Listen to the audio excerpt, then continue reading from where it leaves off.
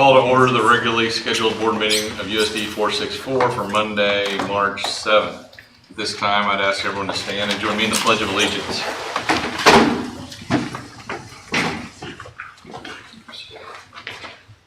I pledge allegiance to the flag of the United States of America and to the republic for which it stands, one nation, under God, indivisible, with liberty and justice for all.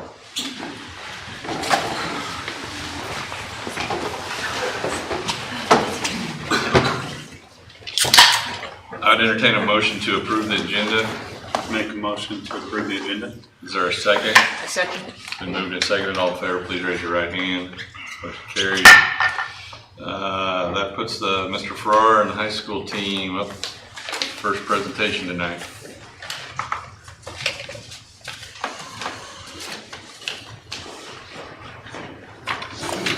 Good evening, everybody. Thank you for letting us come and talk about our strategies for academic planning in meeting with the board and listening to our parents. We know this is an area that we want to evaluate constantly and work on improving what we offer our kids as far as academic planning, post-secondary planning, all that good stuff. So we brought our whole team tonight, and I think we're going to have a good presentation for you. That's outnumbered there. This is Mrs. Hoops, so she's going to kind of kick things off. Yep, I'm Mrs. Hoops. I'm the assistant principal at the high school. First, just want to introduce everyone with student services. We have Libby Martin, one of our counselors, and Tara George, another counselor. Jody Smith in our new role of post-secondary coordinator. Student services also involves our social worker and our school psych, but they're not really part of, our social workers not necessarily part of academic planning, so these are, when we refer to student services, at any point during our presentation, these are the people that we're talking about, our two counselors and our post-secondary coordinator. We're excited to talk to you today just about several of the changes we've made in this school year regarding academic planning and the changes that we foresee in the future. So we, in the past, when I came in July, was Mark put to me to work with our counselors to improve our academic planning. And we got to talking over the summer, Jody in her new role of post-secondary coordinator. We had a lot of discussion about what we wanted that role to look like. And we got our heads together and really wanted to dive deep into post-secondary planning. In the past, post-secondary planning at the high school was more like we utilized Zello, but really we didn't dive deep into Zello, and our students were able to come to the office and get resources and those things, but now we have a dedicated person who is able to create curriculum for post-secondary planning, and also we have more people on staff that can provide resources. So that's kind of the first thing and where all of this came about.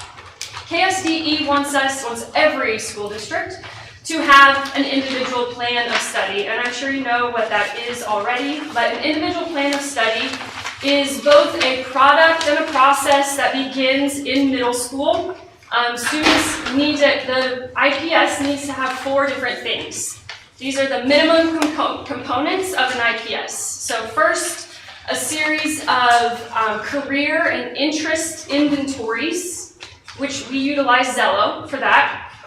Next, a 8 through 12 course builder function in order to use those courses towards enrollment. A post-secondary plan for any of those different options, and a portable electronic portfolio. We're going to talk about, like I said in the past, there are three steps to academic planning that we see at the high school now. First step is to gather information. We do that again through the Zello program and through the creation of the IPS portfolio. In the past, we kind of left it at that.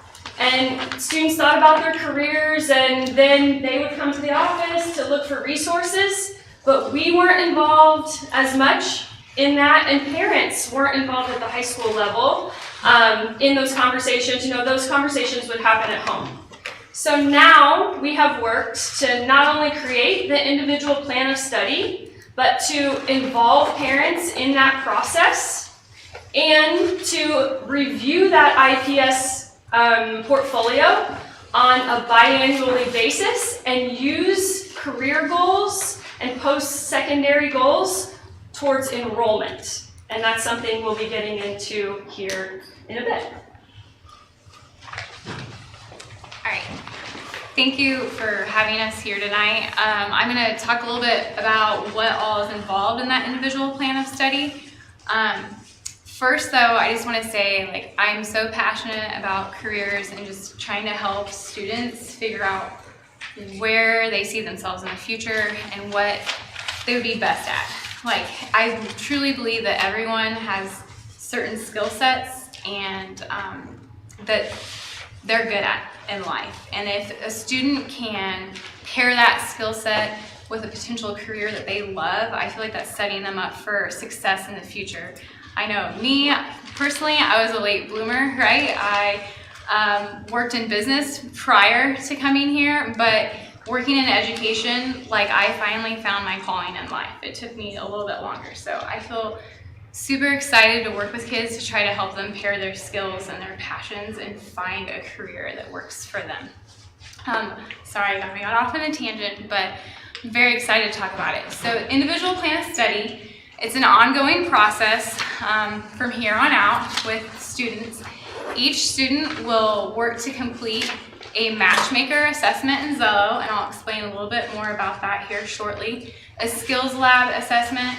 They will review different colleges or post-secondary establishments and save to. They can actually save information in Zello to refer back to. They will also select 2 majors. That's just minimum requirements for them to kind of explore different options. We have them complete a student involvement log, as well as an IPS planning form. We then go on to a graduation check form just to ensure that they are on pace to graduate, they are on pace to move to the next grade level. Although that information is available in Skyward, like, I think it's important for them to put it down on paper and actually see it. And then all these activities that we are doing in homeroom lead up to that student-led conference over their IPS. So just in general, Zello, it's a pretty unique program. So it's our software or platform that we use to help students explore those career options. It is the, I guess, platform or software that's district chosen. I believe we've used it since about 2016. It also is highly recommended by KSDE and the Kansas Board of Regents. So it's pretty cool. I've gone on and explored different items that you can do. First one is, so this is like the front of an IPS planning form. You have one on, I didn't mark the pages, page 4 in your folder. This is a senior one. So we have an IPS planning form for every grade level that progresses. But each student has this first page. And so they complete a matchmaker assessment in Zello, and it asks different questions like, do you like working with your hands? Do you like being outside? Do you like science? All these questions. And then it compiles that information and says, hey, here are some potential careers that you might enjoy or be good at based on your skills and what you enjoy doing. So students record 3 of like the pages that are recommended. And they say there's excellent matches, good matches, mediocre matches for them. So they record 3. They also list some personal choices for their top careers, and then at the end of the day, it's their choice. They go ahead and say, hey, I really want to pursue nursing or graphic design or whatever the case may be. But they do those assessments. I've taken it just to see what it'd be like. I know some kids have different reviews on it. It's paired me with several different positions I've had outside of education as well as education. So it also had me as a martial arts instructor, so I guess I have an untapped hidden talent as well. But I think it's a good starting point for them. And they can go in and read about those careers.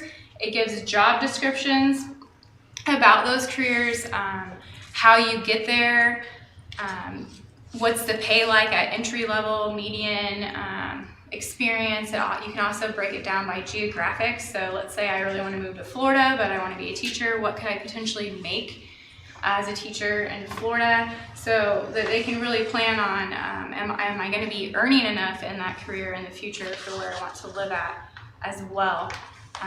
So they record all that, and then, there is a chart where they do a skills assessment lab, and that's just a really good item for them to review as far as where they can do some personal growth of, hey, I'm really good at analyzing information, but I'm not good at communication. So can I set a goal this next year to get better at communication or whatnot?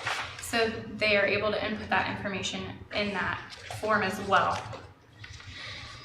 This is just a slide so you can see, I guess it's not very big, but where they can get the information from Zello and input it into their working document for themselves to refer to later on. I just wanted to show you talk a little bit about the schools, because that was one of the components that they have to do, or that they need to explore and do during the IPS. And so when they go in to save to schools, they can filter by different options of, what state they may want to go, the cost, the program length, campus setting, areas of study, all those options there, and it will compile data for them to review, and then they can go in and read about those schools. It's pretty awesome to review. It's all there. Additionally, they can go to the school's website as well. But we also talked about how they're able to explore majors, and they're required to save 2. So on that component, they usually can filter by career clusters, somewhat similar to CTE, but a little bit more expanded. Business, health and medicine, service industry, and they can go in and read about those majors. So when they select those, they can go in and see what's the typical coursework for that type of a major. What are some schools that offer that major even? Sometimes kids are like, hey, I really want to go to this school, but they don't know that it doesn't offer necessarily what they want to pursue as well. So they can really dive deep and do some research for what they're wanting to achieve. And then it also, if I picked nursing in the majors section of Zello and I saved it, on like the right hand side, it gives kids other options of potential careers that are related that maybe they haven't considered, and they can go in and read about those as well. So it's a pretty unique software platform. Sorry, I'm gonna try to speed up. The next part that students do is an IPS involvement log. I think this was something that we made a change second semester. Seniors were not required to do this first semester. What we found was when seniors are trying to apply for scholarships or college, they have to record, like, what have they done in high school? Like, what activities were they involved in? What community service did they do? What special awards or recognitions did they receive? And they're always like, oh, Miss Smith, did I go to districts and FBLA? When was that? And what did I get? And what place? And all that. And it's hard for them to regurgitate that information. So now we have this electronically for them to go in, and they can update it as needed. And then it's a one place, central location for them to go back and refer to help them in that process later on in life, when they're trying to, achieve the post-secondary goals. I also think it sheds light, or maybe students will realize, hey, I'm not taking advantage of different opportunities at THS, or I need to get more involved because I don't have a lot on my involvement log, and maybe that can encourage students to get more involved as well.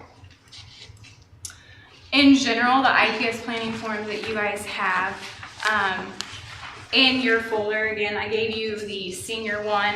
They walk through on page 1, like the level of schooling that is needed for their career of choice. So all in all, no matter what career a 9th grader, 10th grader, 11th grade, 12th grader picks for that post-secondary goal, career, right? So are they going to college?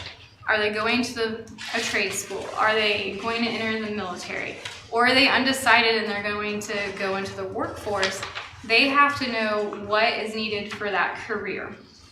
And then we go through different academic preparedness. So if they are going to go to college, Have they applied? Have they filled out the FAFSA? So these forms are very catered to what the student may select and ask additional questions to help them plan appropriately for whatever option that they see fit and choose. And then they also consider employers of interest, and then we try to tie it back to enrollment at THS. So what are some classes that they could take at THS to be strategic that would help them in their future for that career of choice? The last part, this is just an example of the grad check form that they fill out. It's electronic. Tara did a great job building it and then putting a formula into it so students can type in the classes and the credit that they earned, and it tallies it up to make sure that they're on pace for that 28 credits and that they're achieving every area as see fit for our requirements at THS. It gives them a visual, and they can go in and update it every year. All of that information, I'll close. All that information is posted in a central location. So we've named a Google Classroom IPS Class of 2022, IPS Class of 2023. And so students will be able to log in and access this information, everything that they've done this year, next year, and review it and be like, hey, am I still wanting to be a nurse, or did I change my mind? And if I did change my mind, what do I need to do now to get to where I want to be? So very exciting. Thank you. So you can see that first part of that is really all about gathering information, gathering student interests and their skills that they have in order to prepare them for whatever post-secondary plans they have. The next piece of this is involving parents in the conversation. Now, we know that our top tier students, this is already happening. They're already talking to their parents because they're driven and they have goals, and those parents are generally involved. But that doesn't happen with everyone. And we want to be sure that all students leave our high school with a post-secondary plan. Even if that post-secondary plan is to go straight to the workforce, they have outlined the skills that they need in order to be successful in that job. So the next, like I said, the next step is involving those parents, and this year we did that through student-led conferences. We did student-led conferences with seniors in the fall, and overall we had very positive feedback in the fall from those parents about our senior-led student conferences there. In the spring, we had those student-led conferences with our freshmen, sophomores, and juniors. That was conferences when we had the snow day and all of that. That kind of was disrupted a little bit. We, in the future, would like to move all of our student-led conferences to the fall and just do our post-secondary planning individual student conferences in the fall. So the reason we waited this time to do it in the spring was because basically, Jody, no, you're fine. She was building this plane as we were flying, right? This is a new position, and we were pushing out all these materials, and honestly, we didn't think we had time with those freshmen who can sometimes drag their feet about these type of things, right? So we did that in the spring. We knew that seniors, we had to get that done in the fall, because if you're not making fall plans as a senior, you're behind the ball. So that's why we did that with our seniors. In the future, it'll all be in the fall, because we utilize these documents again. They maintain the same documents, review them, refine them, and just make any changes that they need. It's not like they have to start from scratch. And so really our freshmen will be the only ones that we will have to start the process from the beginning, and we think that we can do that with them in the fall. So the beauty behind doing these post-secondary conferences with our teachers too is that everyone in our building is involved in the post-secondary conversation, not just these 3 people, but that students have great positive relationships with our staff members that they see every day in the classroom, oftentimes have stronger relationships with those teachers that they see every day than a counselor, depending upon the student. But we want all teachers to be maybe not experts, but to be able to have conversations about post-secondary success. And all of you came from different backgrounds. different levels of education to get you here. Even us standing up here, Jody went to the career before, what were you before? The business field before entering education. There are lots of different paths to whatever the end goal is, and the beauty of having a conversation with a teacher is, if I were giving that conference with a student, let's say they want to go into nursing, I could talk about my friend that went to Avila and then got her, now she's a nurse practitioner, or my other friend who went to St. Mary's and now she works, I have lots of different experiences that I could bring up in that conference. The other thing is that students talk their freshman year with one homeroom teacher and their sophomore year with another homeroom teacher.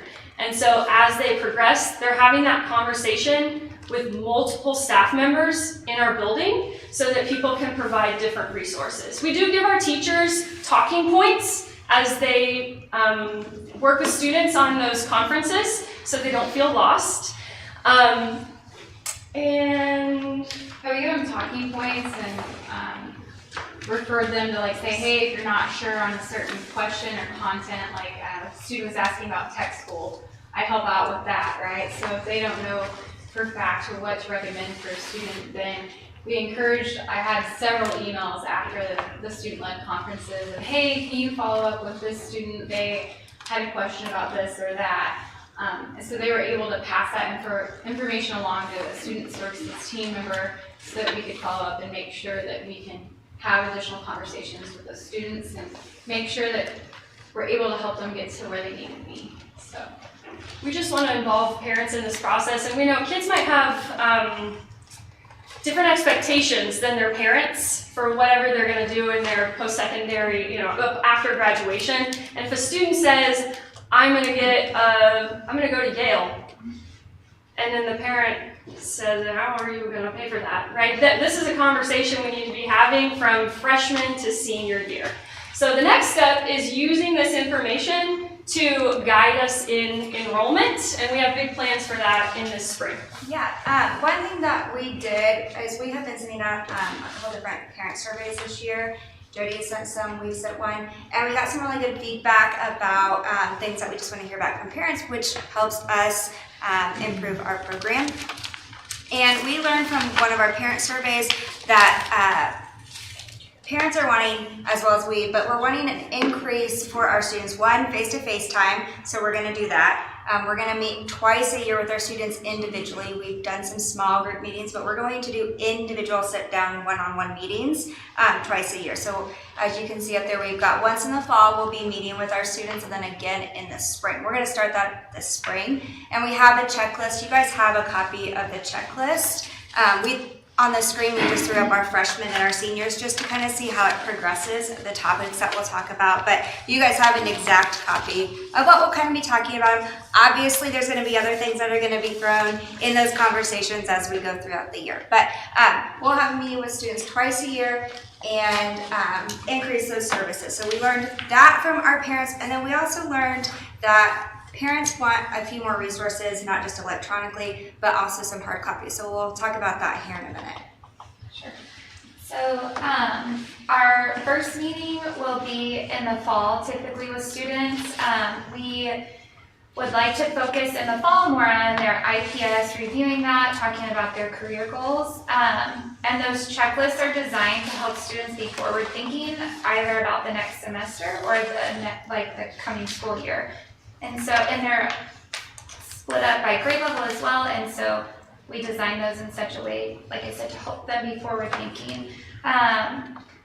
Freshmen will also complete a 4-year plan. This is something we're bringing back. This is something students used to do.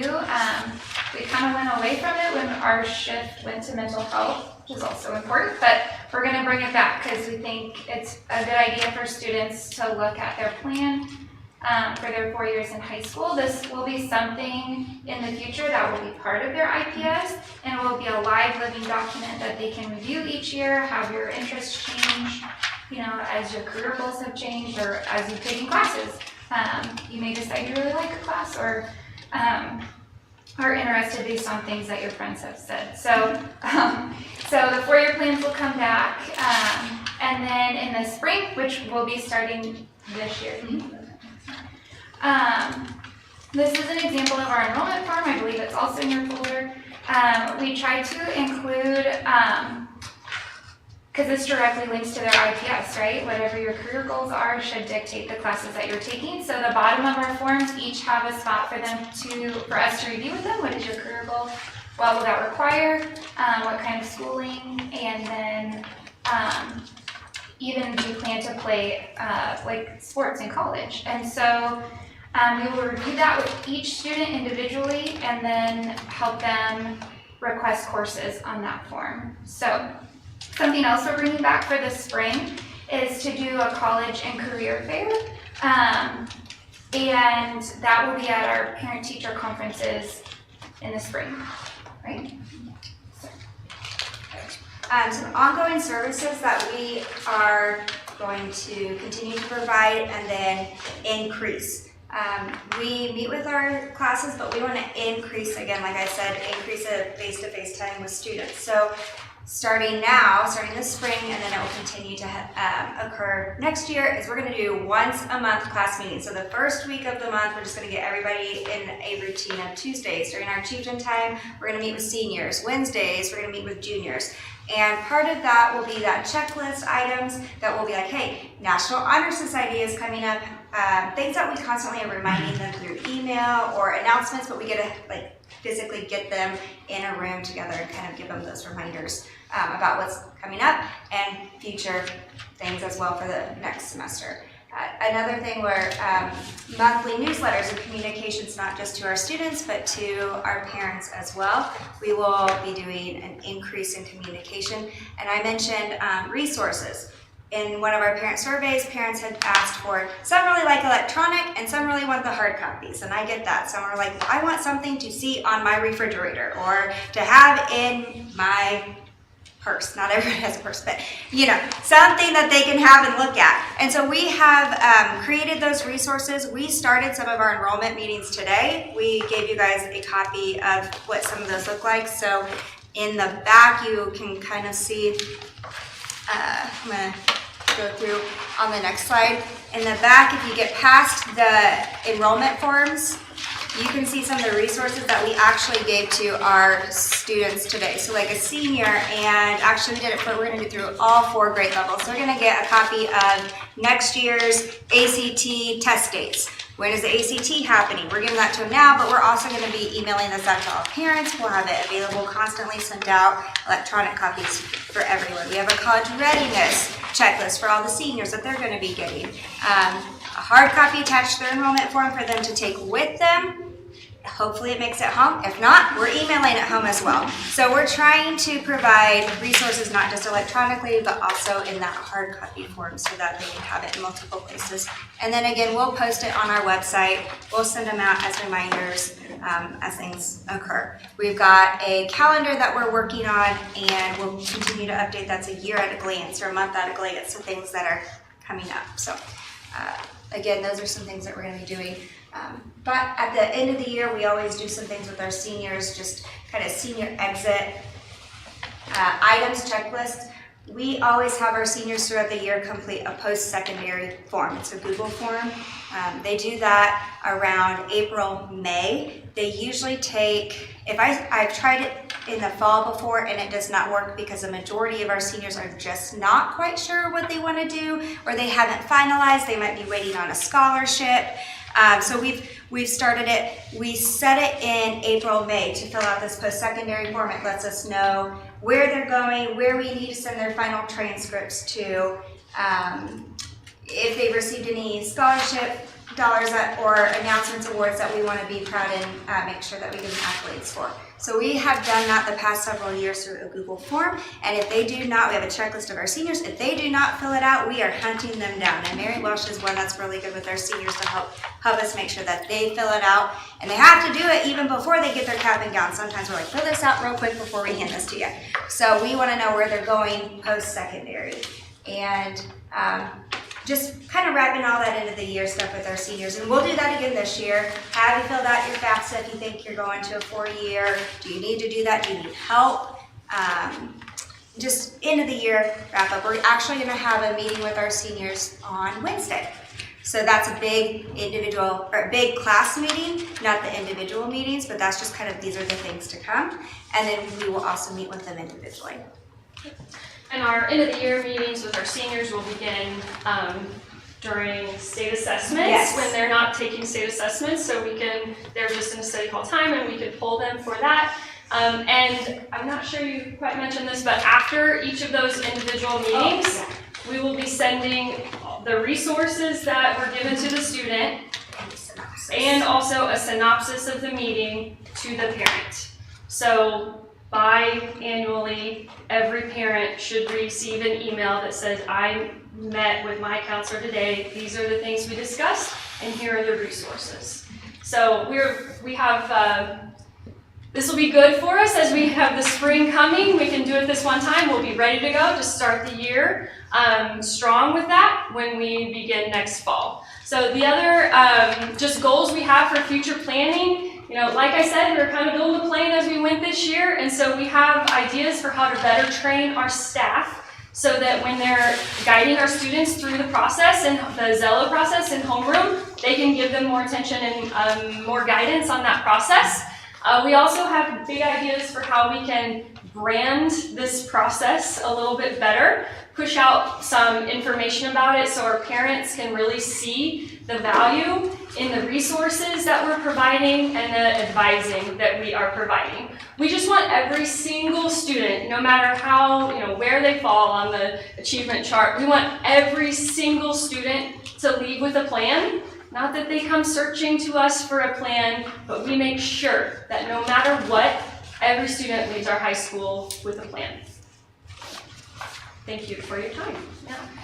All right, thank you guys. I'm sure there's a few questions here. I mean, I might start off this says the IPS is like a thing through the state for junior high. I mean, are you guys going out? The big trauma from going to is the middle school to high school. I mean, once you've done it once, then you kind of feel like you can conquer it, but that first time is quite an obstacle. I mean, how does this tie in for those folks going from 8th grade to high school? So those lovely darlings will be on my caseload next year, so we both go, but with our transition to high school, they're actually coming on Wednesday. The 8th graders are coming over for a visit to see some CTE classes, to see some academic classes and elective classes. They do some stuff in their tech class with Zello, and so that's not a foreign concept to them. And then we go over to help them fill out their enrollment form that you have in your packet. And then we also have the 8th grade parent night. And so, and then they get freshman orientation when they come in August, first day. So I was curious if the parents were, that seems like a good time to get the parents engaged in the process early on. Absolutely, yeah. I was just going to say, we'll start that day. When is it? Wednesday? Wednesday with our 8th grader. We're going to start that day in the TPAC with those 8th graders and kind of summarizing and letting them know what they're in store for. So.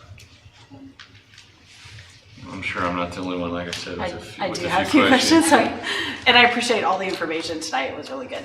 My first one is, can parents access Zello with their child to look at the results? Is that a possibility where they can, and how is that done? You can get a parent portal for Zello, but it is a little bit difficult for parents to do that. The easier thing is just to ask your student to get on to Zello and look at it. So like my son, who's now a sophomore in college, when 8th grader, it came up as taxidermy was his suggested, which is a little silly. Like when you think of the future, taxidermy probably isn't the best choice.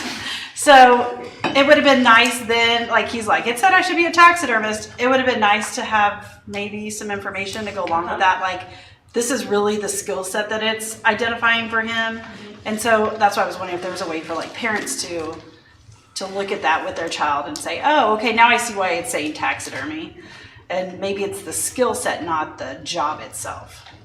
I think it is more so the skill set of how they respond to questions. I'm sure your your son, right, probably had a lot more options available as well, and maybe that's the one that stuck out. It was like the top, I think it was his top choice. Kind of like What it- martial arts for Yeah, him. yeah. I think that's good feedback, and maybe we should send out information to parents on how to access that information. That And we can portal. always give access to like Google Classroom, like maybe the individual plan of study, because at this point, or at that point, we did not have these forms for you to see, like, these are the skill sets that I entered or that I'm receiving. Now, we can actually give you this form, like, hey, this is what he picked, these are the skill sets from, so we could give you access to, like, his actual forms that he filled out too, which would probably be a little bit easier to read than, like, what Kelly said. Yeah, in Zello, when you click on that career, it does tell you why it gave you that career, whether it's the working conditions or, just usually it's something like that, like working conditions, and that would be the top reason. But in general, it produces 50 plus career options for you, and some of them might be rated very high, like multiple though. And then the kid looks and there's 15 that are rated as a really good match, and they pick taxidermist, martial So art, instructor. to take him past that, he Yeah. now is an agronomy major, which probably is somewhat similar. I mean, if you think about skill set. Yeah. However, he didn't learn about agronomy here at school. It was me taking him out and introducing him to some different people that I know that are in the ag field, because that's what he was interested in, to learn about what is an agronomist and what do they do. And so for some of those kind of jobs that are a little bit different than, I guess you'd think of like an accountant or a doctor or a nurse or a lawyer, like all those normal jobs, it would be nice to have kids have some, maybe to hear about people who are in professions that aren't the standard professions. So it seems like a lot of them seemed very standard, but there's a lot of jobs out there that these kids might be really qualified for or have a real deep interest in. They just don't know they exist. And that's kind of what I was saying. I don't know if there's a possibility to have, like within those classes that they're taking, have experts within those fields speak to the kids. So if they're in an ag class, maybe have an agronomist, have a veterinarian, have some of these people that actually visit with the kids at different times, and maybe that happens and I don't know it, but maybe just so they can get an idea of what those people do and what their job's like. That's something that out of previous district I saw happen, and we had that thought thrown out, and I love also hearing that feedback from you. I think that it would be a great way to involve our community and get them into the classroom to see the great things that we have going on, and also for our students to see all the different ways there are to reach success, right? Because there's hundreds. And you gave the example of having a different teacher every year. That concerns me a little bit, because I kind of think of it as college and you have an academic advisor. And they know you, they've watched you develop through the years, they know what your interests are. So I guess it concerns me a little bit to switch every single year. I would find it maybe more beneficial in my mind to have, like if they're interested in 8th grade in business, and they take business classes and they're paired with a business teacher who then is like their academic advisor for the 4 years, it seems like a better fit than the chemistry teacher and the ag teacher the next year, whatever it might be, whatever the combination. Rather, they are kind of built upon like their interest. The activities that they do in homeroom for the IPS and other activities that come up as well are grade level specific, just because we're starting the most shallow as a freshman and digging deeper and deeper and deeper as we go through the process. The other reason that has happened is also because of our senior portfolio, that those teachers that work, they need to be experts in the senior portfolio and all of the requirements for our seniors. So that really has been the reason for that, but that also is good feedback, that I can see that it would be really good for students to meet with an expert in that particular career. The reason that we made the choice is because of just the specific requirements for each grade level. And the student-led conference. My son had a student-led conference this year, but both my husband and I had conflicts on conference day. And so they said, oh, somebody at the school can sit with him for it. Well, that kind of really bothers me, because I need to know what that student-led conference is about. So I wish there was a way to, I think he's already done it with somebody at the school, but that wasn't helpful for his parents to understand what he was talking about. And so maybe making accommodations, even if it's a recorded one where it's sent home, so then you have a better understanding of what that student talked about.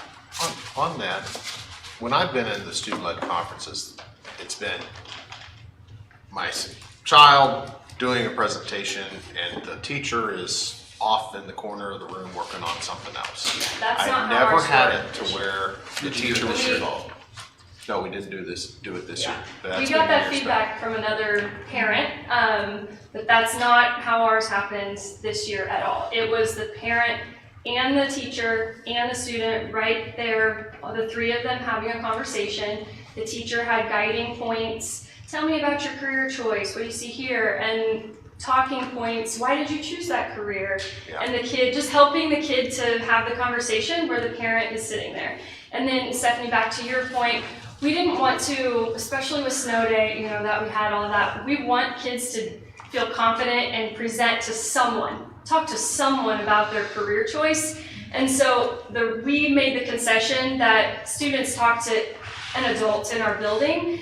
Obviously, talking to parents is the best choice, but we know also that there are some parents who won't, who just will not. I guess what is the objective of the student-led conference then? Because if the objective is for that child to share information with their parent, then you've missed that objective if they're sharing with another adult in the building. I think that's our first priority. Like, we want that to happen.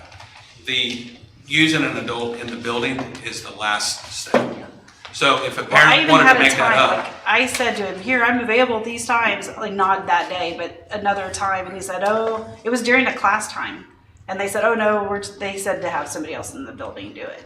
So it would be, even if it was recorded, like it would be nice to be able to send that. Yeah, that's a really great idea that we could do like a screencast and it would record the student and adult, the staff member talking and their presentation and send it right to you. So we did encourage students who didn't present to their parents to just at least send their presentation that they prepared to their parents. It was a slideshow, a Google slideshow, and that wasn't a requirement of the homeroom grade, but we did encourage them to do that. So if you didn't get anything, then you should ask them about that. All right. But yes, the main goal is to talk to the parent, and the secondary goal is to make sure we're having conversations from freshman year, beginning in freshman year, with adults in our building about post-secondary planning.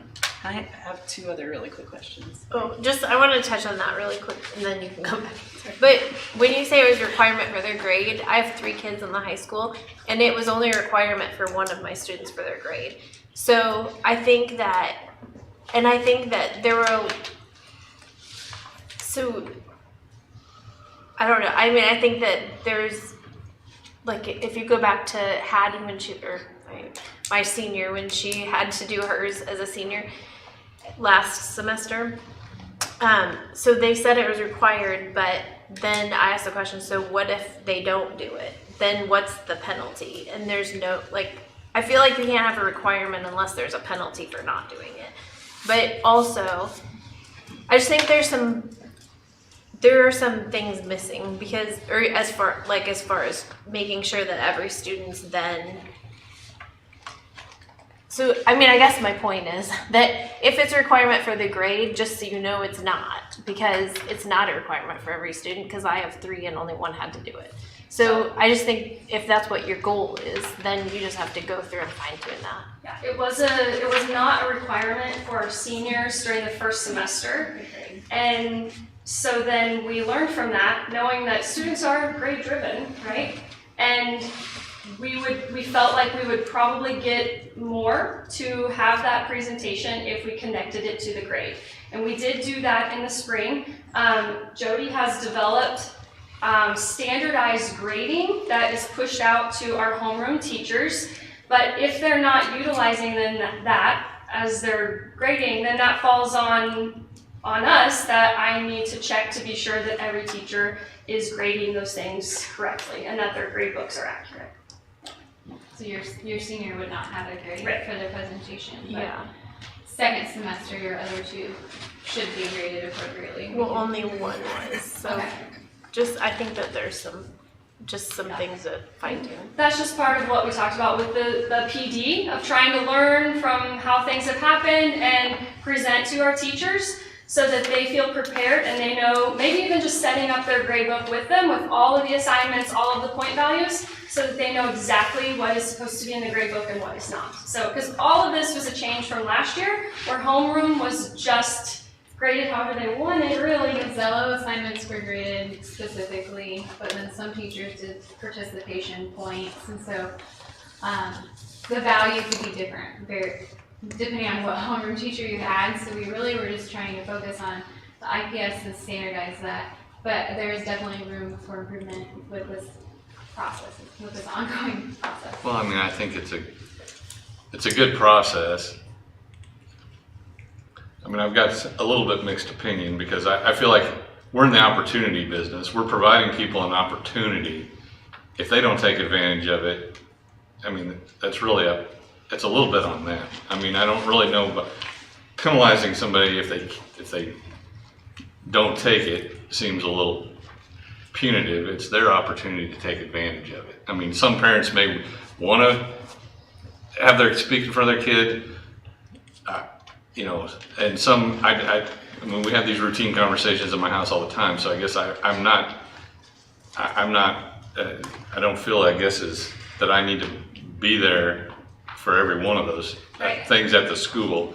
I mean, I guess, you know, I feel engaged. I mean, but we're trying to make a better process so that they're prepared, and it's their job to take advantage of the opportunity. Right, and that's the whole point, that we didn't want to penalize students whose parents didn't want to take that opportunity and be involved.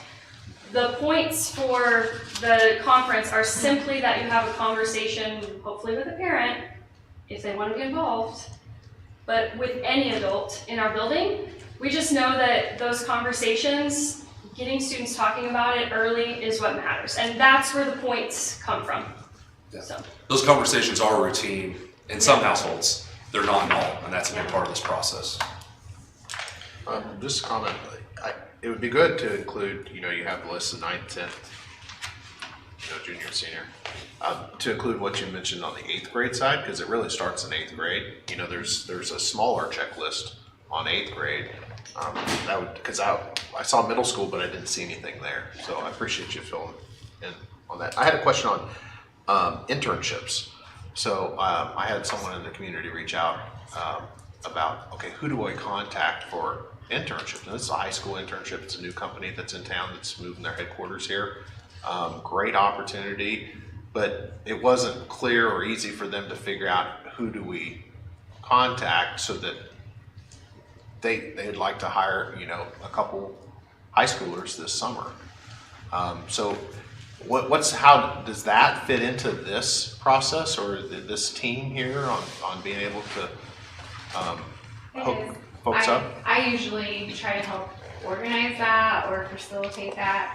We have an executive internship program at the high school where students can take that class for an elective credit. Because our bell schedule is not blocked every day, we usually pair it an odd and an even hour so that they can go to that facility for at least an hour on 1 through 8 days and then a full block period on a Wednesday and Thursday. So I think if you want to refer them to myself, I will call them and try to, I'll push out information to students if they are hiring or have opportunities in the summer. And then I'll put them on our master list of, hey, if we have a student that's interested in a career or that field and they want to do an internship for a grade in the future and we can make it work with their schedule, I'll call them up and say, hey, I have this student that would really like opportunity to come work with you every day for about an hour. Oh, they're right here in town. It's like they got a pretty sophisticated operation, so it'd be even for field trips and stuff like that, they might be open to that. Okay, So I'll hook you up. I'll make sure that you get that information. I appreciate it. Thank you. So, quick question. Kudos on this, right? I mean, it's easy to talk about what we're going to do, You guys did it. There's a lot of meat here, so kudos on that. How do we measure success? So, you know, when you guys are here, whenever, Lauren, 3 months from now or 6 months from now or whenever the high school comes back, what are the measurements that this is working? And I'm not asking you to tell me right now because think about it. But I think we need to be able to 6 months from now be able to say, you know, here's the 10 metrics that tie to this stuff, and you know, here's where we start. You know, here's the baseline. Here's where we got, and then track them on a recurring basis. Because to me, and I don't have a high schooler, so most of what I know about this has been anecdotal, but this feels really good. I just think the question is, how do we then measure it and make sure that it's doing what we expected? If it's not, how do we course correct? You know, who owns decision rights to decide if we're going to change the process? Some of those governance kind of things. So I would just, we don't need an answer right now, but I just think it's important to think through how we measure it and monitor it and control it. More of a comment than a question, I guess. To tag on to that, one of my questions is, do you get information, and it would probably be more academic information from colleges that are sent back to the high school that show you that a child maybe had a plan to attend a 4-year university and they've actually completed that? Is that any information that the high school ever gets back? I thought there was a way to get that. We get it in a large district report, yes. Okay. And then some colleges are better than others about sending us specific reports on their kids, our kids, and what majors and what their grades are. So that would be a good way to me to track, was this plan successful? Like, here's a kid in 8th grade who said they planned in this track and these are the courses they took through high school, and now look, they've completed a 4-year degree within that. And so to me, that would be a good way to assess, did that whole process work effectively? It would obviously take several years to do that, but it would be a good way to track that. And then my last question was, you talked about career goals and having them determine the classes that they sign up with their career goals. I just want to be careful that that never limits students from classes. So my son took a lot of welding classes, and actually at K-State right now, he's in a club where he's welding like a vehicle within the club. So that was valuable information that he learned that he's actually being able to apply, but it doesn't have anything to do with his major. And so I just want to make sure that never conflicts with that. I'd like to speak on that. I think it's more just allowing students to understand what we have available, and ultimately it's their choice or the parent's choice, right? To say, hey, this is what I want you to take in high school. It's more about saying, hey, you know, you want to be a nurse, but you know, there's tech school that you could go to and get your CNA and all these other certifications that are industry standard before you even go to college for that. Or hey, we have anatomy and physiology class that you can take to dual credit with USM, or just those additional conversations. But I agree with that statement.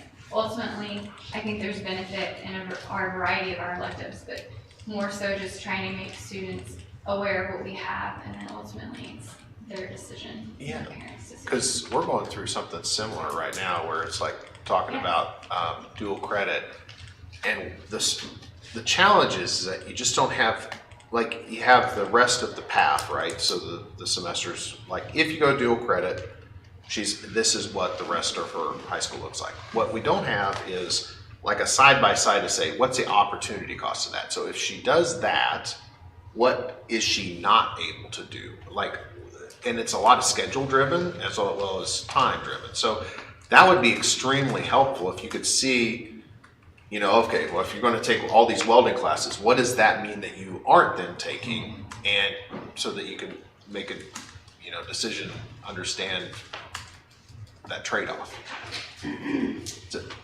So that's something that I'm struggling with right now, because I'm like, I don't really know what the schedule is and what she can't take, you know, if she does the dual credits, or how that might impact her, because right now she doesn't know if she's going to go 4-year or 2-year, or, I mean, her career, I mean, it's all over the map right now, and that's fine. I mean, people change their mind all the time, but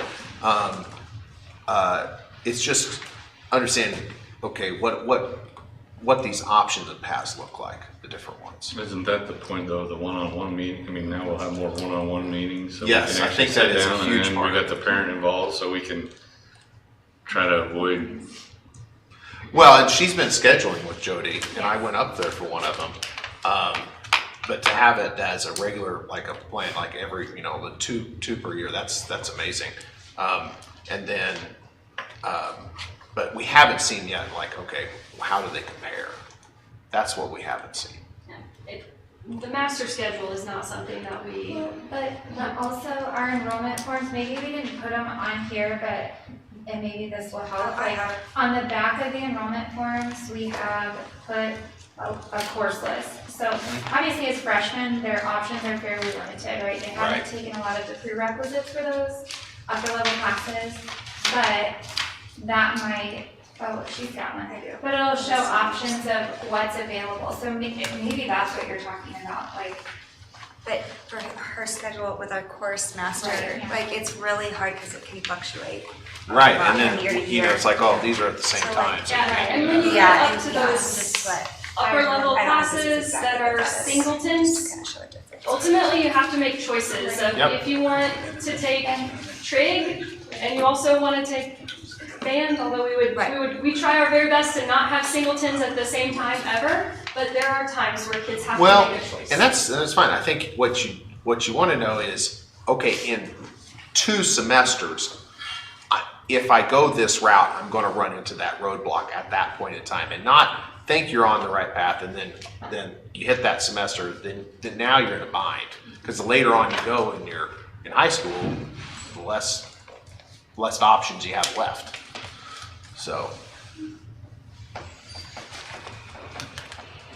There's still things to work on, but I think it's a great presentation, is I think known by most everyone. So thank you guys for all that. And we've got a few other people to present tonight, so I don't want to chase you off or stop questions, but I think we might need to move on for the meeting. So Thank you very much. Thank you for your Good job. feedback. Thank you.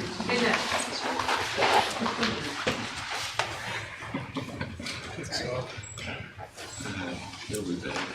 We'll just keep rolling, Rebecca. Unless come on down, Rebecca. Come on up, I guess. Well, I do not have anything near that fancy prepared, but I am glad to finally see you guys after being in quarantine and then schedule changes last month. We are going to finally do our mid-year review a little bit late. So pretty simple. We're very excited that we're on schedule with where we expected to be at this point in time. If we stay on the same track that we're on right now as far as our spending goes, we're going to have about $250,000 to transfer at the end of the school year to get all of our cash balances back up where we started this school year. So that's what we want to see, so that we're not spending down all of our cash.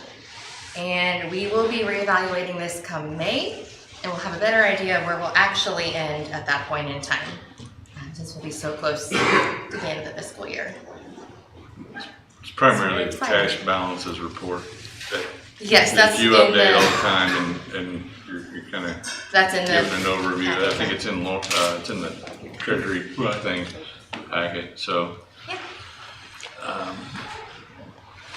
any questions anyone has? I mean, I think this is Rebecca's first time. Sorry to talk so fast. You're all right. You're all right. And this is not an easy job and an easy thing to keep track of. So appreciate you keeping us on target and these updated. But does anyone have any questions or anything for Rebecca on where we're at? The one thing I'd like for the board to know is that Rebecca has done a really good job of getting a grasp on the budget. And Lori Wilson stayed on for how long? It's about 3 months. 3 months. 3 months, which really was beneficial, in that transition phase. And of course, we also have help from Randy Corns from Greenbush, who's outstanding with the 3 of us working together on all this. So I think that's helped a lot. It has helped a lot. He's a great resource to have. And so we're very pleased with the progress that we've made, in that changeover of the business manager position, a very, very important one, but also one that takes time. It does take time. To fully grasp, I guess, and master. Education budget is not like any other budget. So, and the other thing I would point out is we one of our biggest discussions of late has been our special education cash balances. Rebecca and I and Base Remember have spent a lot of time, poring over this. And the cash balances are affected by need and identification of students who require, special services. And with Baser's growth, we know that they're growing quite rapidly. That means more students are identified. So that's one thing that we're working with We have been currently. working with Baser on that. Well, I assume we just prepare a proportionate We pay it's a we pay proportionate around share. We pay around 42. 42. Yeah, and so it is proportion. It's just that in the last 5 years, Baser has grown a lot They're faster. growing a lot faster than we are, student-wise, yes. So that's something we have to keep in mind. I think I asked you outside the meeting, but we show that as a negative unencumbered, but will there be revenue coming in? Yes. It's a timing thing where. Yes, it just was a timing thing with when I ran that report. Yeah, we're actually in excellent shape with our Yes. spend. We also have a budgeted transfer that will be coming into that sometime in the next couple of months too, that will bring that up as well. I know there's a lot of moving parts to this, so. Well, if there's no questions, I appreciate it, Rebecca. Cody stepped away real quick, so we might just skip over him and keep rolling. Yeah, let's go. Let Aaron go ahead and go. Thank you. Yeah, thank you again, Rebecca. Thank you, Rebecca. For coming. Thank you.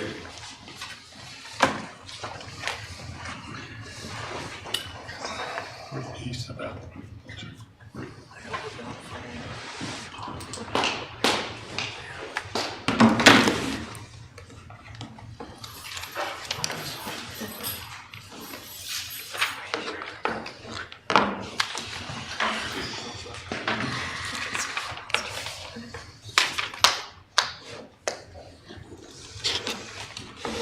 All right, good evening, everyone. Good evening. Good evening. All right, high school bond project update. So starting in with budget, the bond fund summary has remained level since the last update. I'm not currently forecasting any changes to the overall project bond budget, other than the ups and downs within the contingency detail. So contingency update, you can see our current levels for the different contingencies here, which are backed up by the log of each line item change order attached to the update.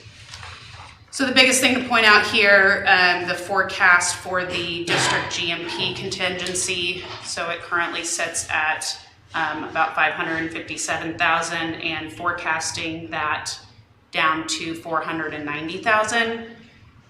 There just continues to be, as I've mentioned the last couple updates, just getting through some of the unforeseen conditions as we get the old east building demoed and get into the renovations in West Campus.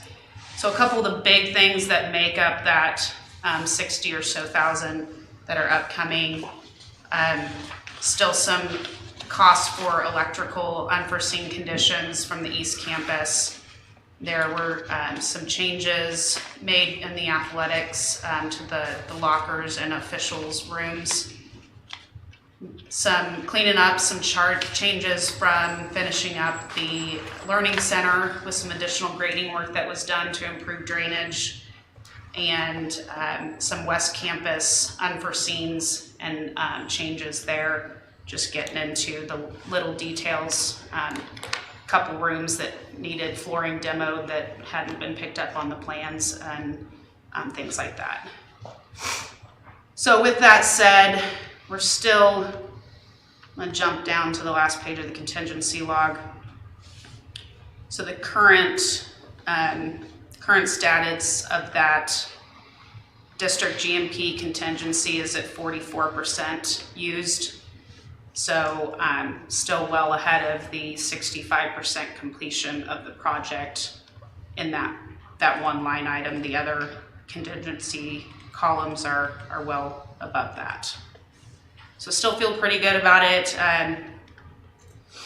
Some risks that stay out there, still getting through the foundations on the new learning or on the new athletics, and then the construction of the parking lots in that east drive, just seeing if we get into any other subsurface conditions that aren't known at this time.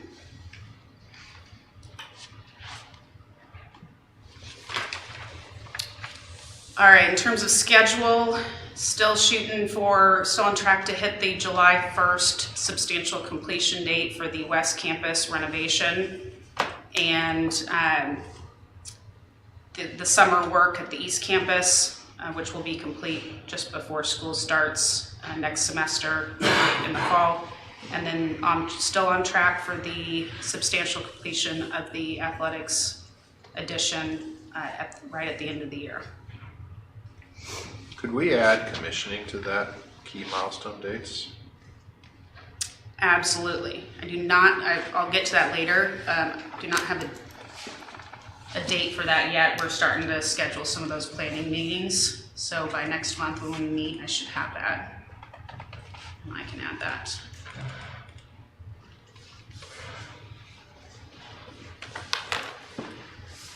All right, so weather.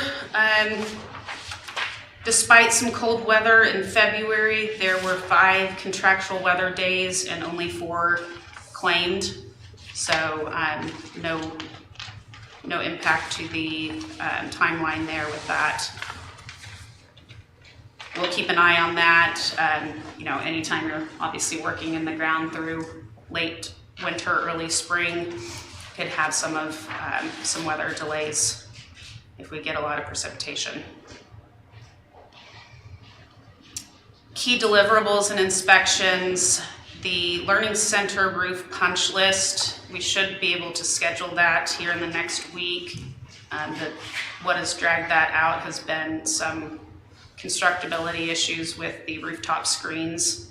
They were ordered incorrectly and didn't fit, and it's just taken a while to get the new materials delivered and get those installed. So we will be doing that this month.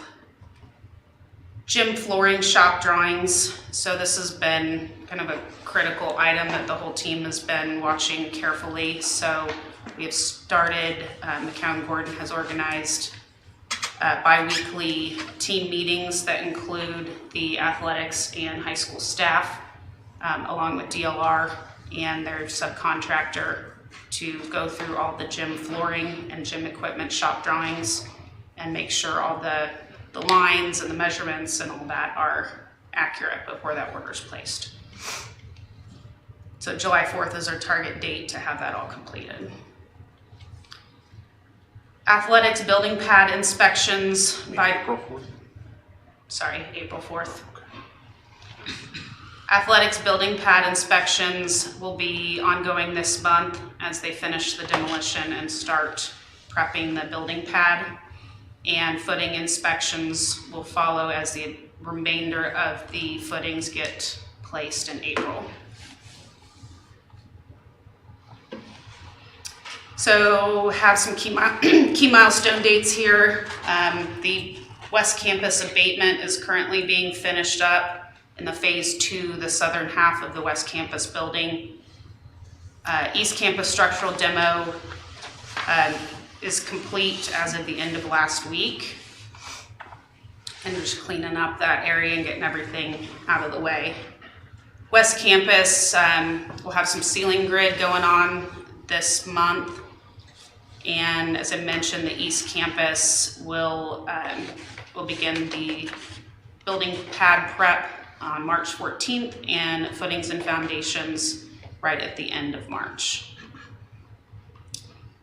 The Building C, which is the TPAC building, the classroom renovations for that will start as soon as school gets out in May. And we had a kind of a pre-construction walkthrough with the whole team going over what those scopes are, making sure everything was covered.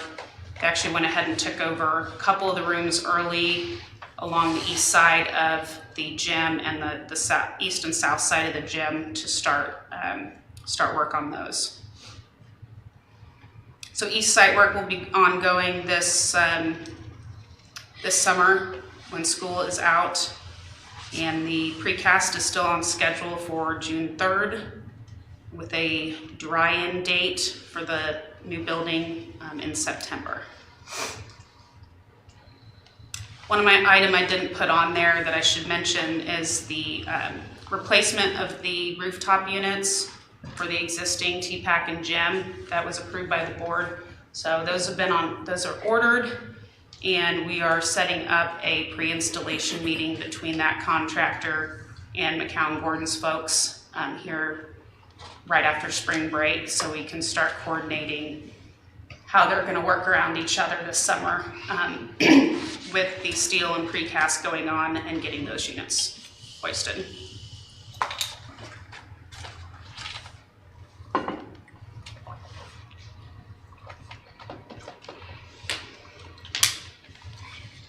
All right, a few other items to go through. Learning Center punch list and warranty. Went through the outstanding list with McCown Gordon last week again. There are currently 25 outstanding punch list and warranty items.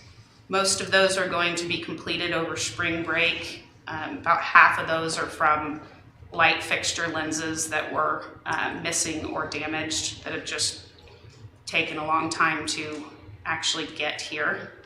So we'll be going through doing that. As new warranty issues are discovered, they're getting added to that list, and we are reviewing that list each week at the OAC meeting to talk about what has come up and how they're getting fixed.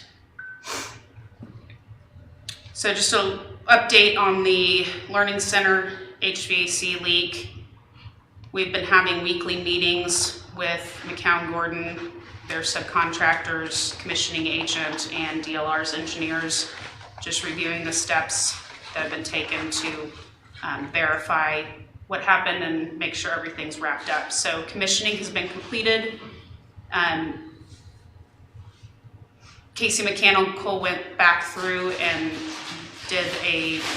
redid the startup checklist for all the units and verified all the control points. The carpet in those rooms that was asked about at the last board meeting is being replaced over spring break, just to prevent any future warranty issues. So we'll continue having these weekly meetings until the tab and the commissioning logs are completed, and then Drew, to your point, we will be having pre-planning meetings for the athletics and the startup and commissioning for that. Related to that, anything that's left over, that got wet? I know a lot of times you have the manufacturer come in and recertify the warranty. Is that something that is needed here? I mean, I don't know if there's anything that got wet that is still there, right? But if that was the case, we don't want a situation to where 3-4 years down the road, if we have a 7-year warranty on something and it fails, they deny the warranty. The only thing left, so we've had, the only other thing that got wet was some of the speakers for the sound system, and KCAB is replacing those, so they can still provide that warranty. The drywall, there was some drywall that got wet that wasn't taken out, but that was all tested and certified by the cleanup company, and we have those reports. So anything that showed that it wasn't okay was cut out and replaced. What about the lights? There weren't any, well, I guess there may have been 1 or 2 lights that could have been affected. Kai sent me a video of one that was definitely affected. That one we haven't looked at. We haven't had Oliver look at closely, so we'll have that would have been in the first room, the interior hall.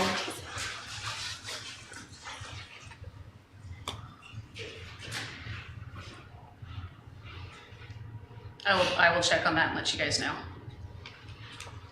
I have a quick question. Yeah. So the carpet that's being replaced, is that being replaced with insurance money? Yes. Yeah. Yeah, as part of their claim. Yeah.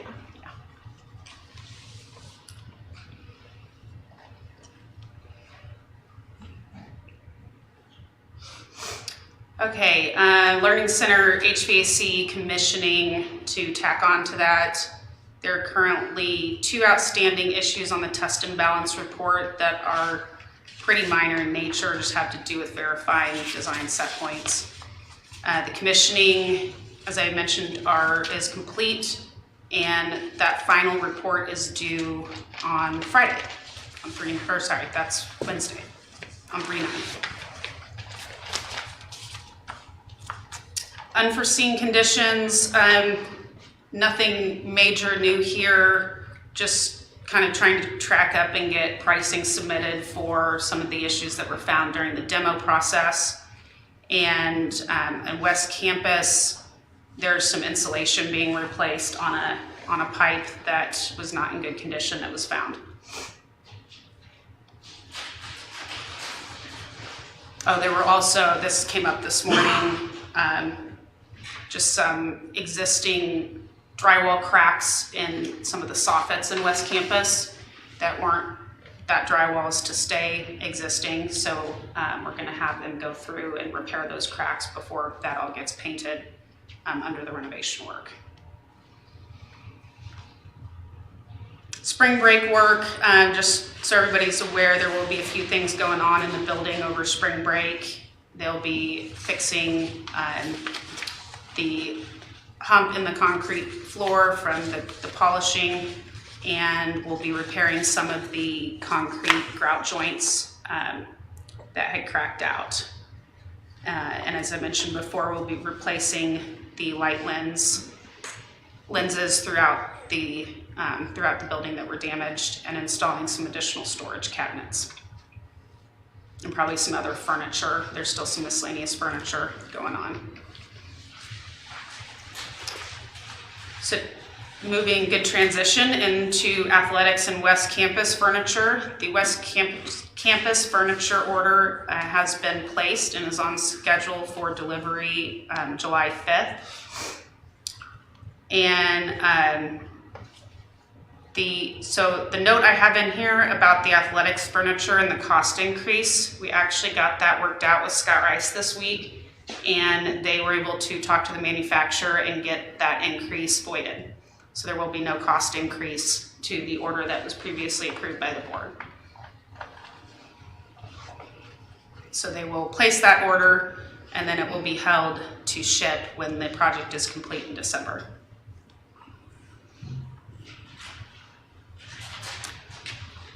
All right, so before I go on to project design enhancements, any other questions on that? Well, one thing I'd like to add to this list for risk is, and it's related to that before, is when we missed the inspection or measurement of the flatness that was specified, it doesn't appear as if that the measurements that were supposed to be done so many hours after the pour weren't done. They weren't submitted to DLR. DLR didn't ask.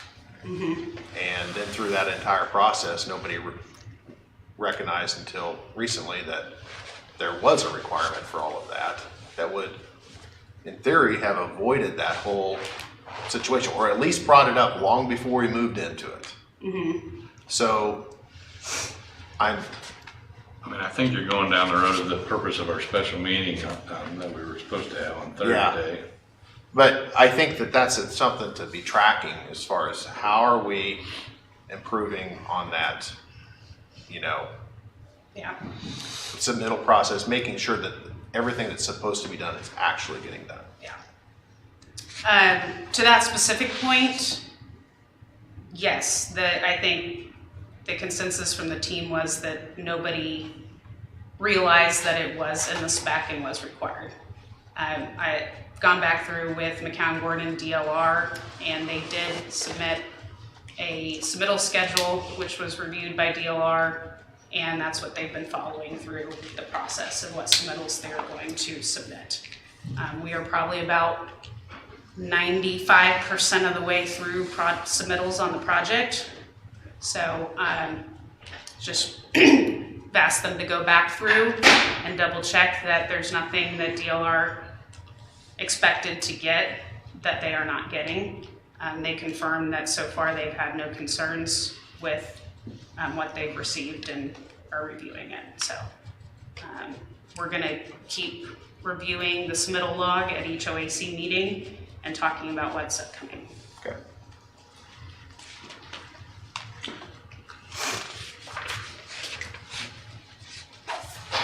Okay, so project enhancements. Just wanted to put this back in front of the board at this stage in the project. I have one specific item that is not on an action list tonight, is just for a topic of discussion and potential future action regarding the bowl area on the southeast corner of the property. But in general, you know, we've been going through this project enhancement list and have had certain items approved and rejected. At this point in the project, with, you know, completing here at the end of December,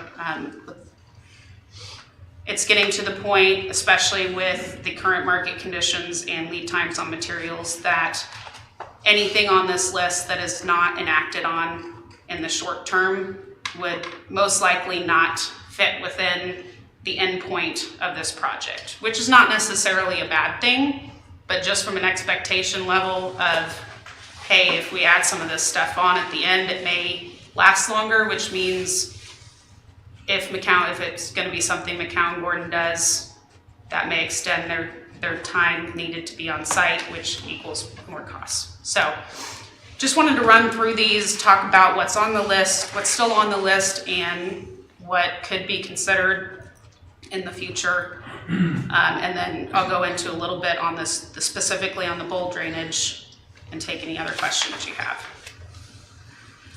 So in red here, this item was added this past month in conversations with McCown Gordon. They happened to be up on the roof and talking with Mitch about the precast staining, and noticed that the panels themselves, the caulking on those precast panels that sit up above Hvac has probably reached the end of its useful life and could use recaulking. Do not have a cost on that yet, but it's something that potentially could be done through the bond funds, but also falls into that maintenance category. So I wanted to point that out. I think we've all kind of come to the conclusion that the precast stains may not be cost efficient to do anything about, but have not taken that off of this list yet. On the caulking for the panels, it'd be good, because there's definitely different levels of quality when you get to caulking and lifespan. So it'd be good to get from DLR, like, what is it that you can do that, you know, and what would be the cost, the delta for costing, to get something that lasts a long time. It's been up there already quite a while, but. Yeah, like 2006. Five. Yeah. Yeah, so I mean, yeah, it's definitely past that time. Yeah, for sure. I think there are different products that have different costs to them. What we talked about, you know, if this goes forward and we determine what the costs are, was get a price from McCown Gordon and their contractors, as well as some contractors. Some that very easily could be done in a direct contract with the district, you know, versus the project. So When we talk about this caulking, is this something we're talking about that takes specialty equipment or an extrusion machine or something? no, just lifts and, you know, stuff like that. Okay, I was just checking. Yeah. Or at least not that I'm aware of at this point. We haven't dove too far into it. It's No, just no, up front. and I was just wondering. Yeah.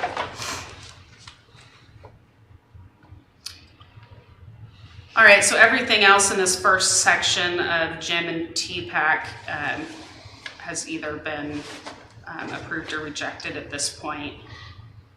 So going into the West Campus, again, everything has been approved or rejected.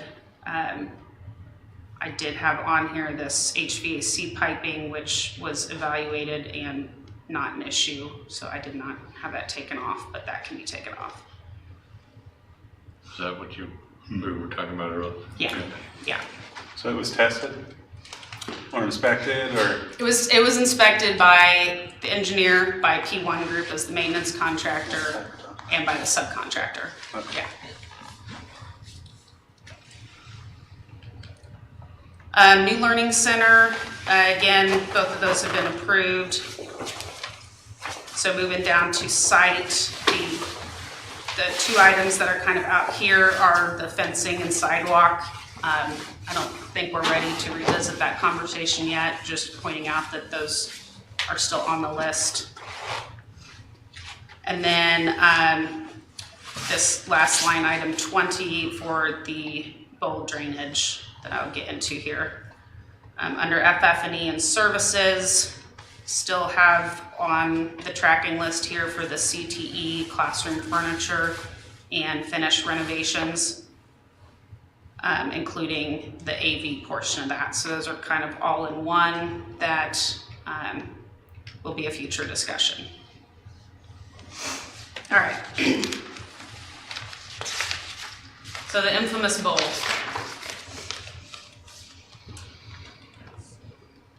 So we've revisited this area a few times as a team, and talking with Schlegel as the engineer. And this is, again, just for discussion, present some information, and kind of get the board's temperature on which path to go down. I know there is definitely some interest that has always been discussed about cleaning this area up, improving the drainage, make it so it can be mowable.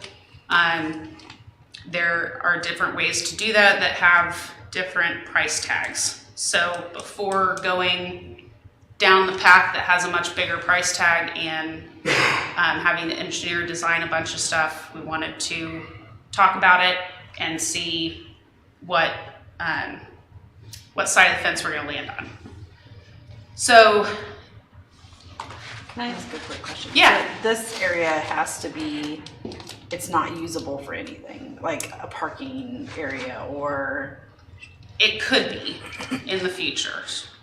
Okay. So you would have to fill it and raise it up, and you could put a parking structure on it. Does it have to be filled, or is there a way to drive down into a parking area and back out of without filling it? The really brief analysis the engineers did on it 6 months or so ago was bringing it up, because I think by the time you drive down into it, you lose a lot of usable area just getting down, into a parking. Okay. That was just their initial analysis. And off the top of my head, that can be a very, very wet area. Yeah. Depending on what happens with the drainage. Right. Yeah. So this area is in a floodplain, and I think, Chris, you've asked a few times, it's a floodplain, not a floodway. It's not a wetland, is it? It is not a wetland, but in order to do any cut or fill in it, you have to go down the path of a floodplain development permit. So that's kind of where we get into this area of more cost versus less cost. So the less cost side of it, part of the problem that's going on down there, there's kind of some bumps and spoils from, I believe, the football stadium project that are just uneven and not draining very well. So you could come in here, this whole hashed area, and just push the dirt around, level it out, and kind of improve this existing swale. I'll back up a minute. This line right here is existing and what drains your whole football field and all that to get it down to the creek. So this is the root cause of the drainage in the standing water right now as it comes out of this, and it can't get to the creek properly. So if you flatten it out, kind of improve this a little bit, it'll make it better, but there is a kind of a mound. The edge of the creek bed is higher than this outlet. So without going and knocking down the creek bed, you can't get it there all the way. That triggers the floodplain development permit and additional costs. What problem are we trying to solve or benefit are we trying to gain with this? I believe the concern that's been raised is that it holds water, it never dries out, so it's not mowable, and it Looks grows. pretty horrible. I mean, it's been a nuisance for 50 years or more probably. How much is that nuisance worth to us? I guess, That's probably the question. So- That's what yeah, I mean. Yeah, that's what we want to talk At about. what So- level do you want to correct it or not correct it, I guess? So I think the feeling from the engineers and everybody talking about it is to do it right, you're talking, they're saying 50 to 75, I think more to the 75 side, maybe 50. Couple of those ideas have to do with redirecting the football drainage over to this new drainage line, which is already closer to the creek and drains better to the creek. Also improving and maybe adding some more rock where this new outlet comes out, but still going through here and cleaning up what's there existing.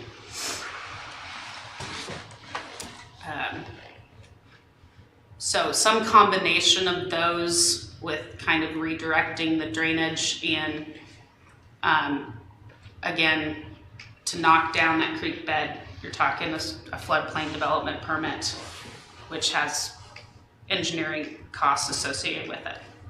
So, I gotta ask the question.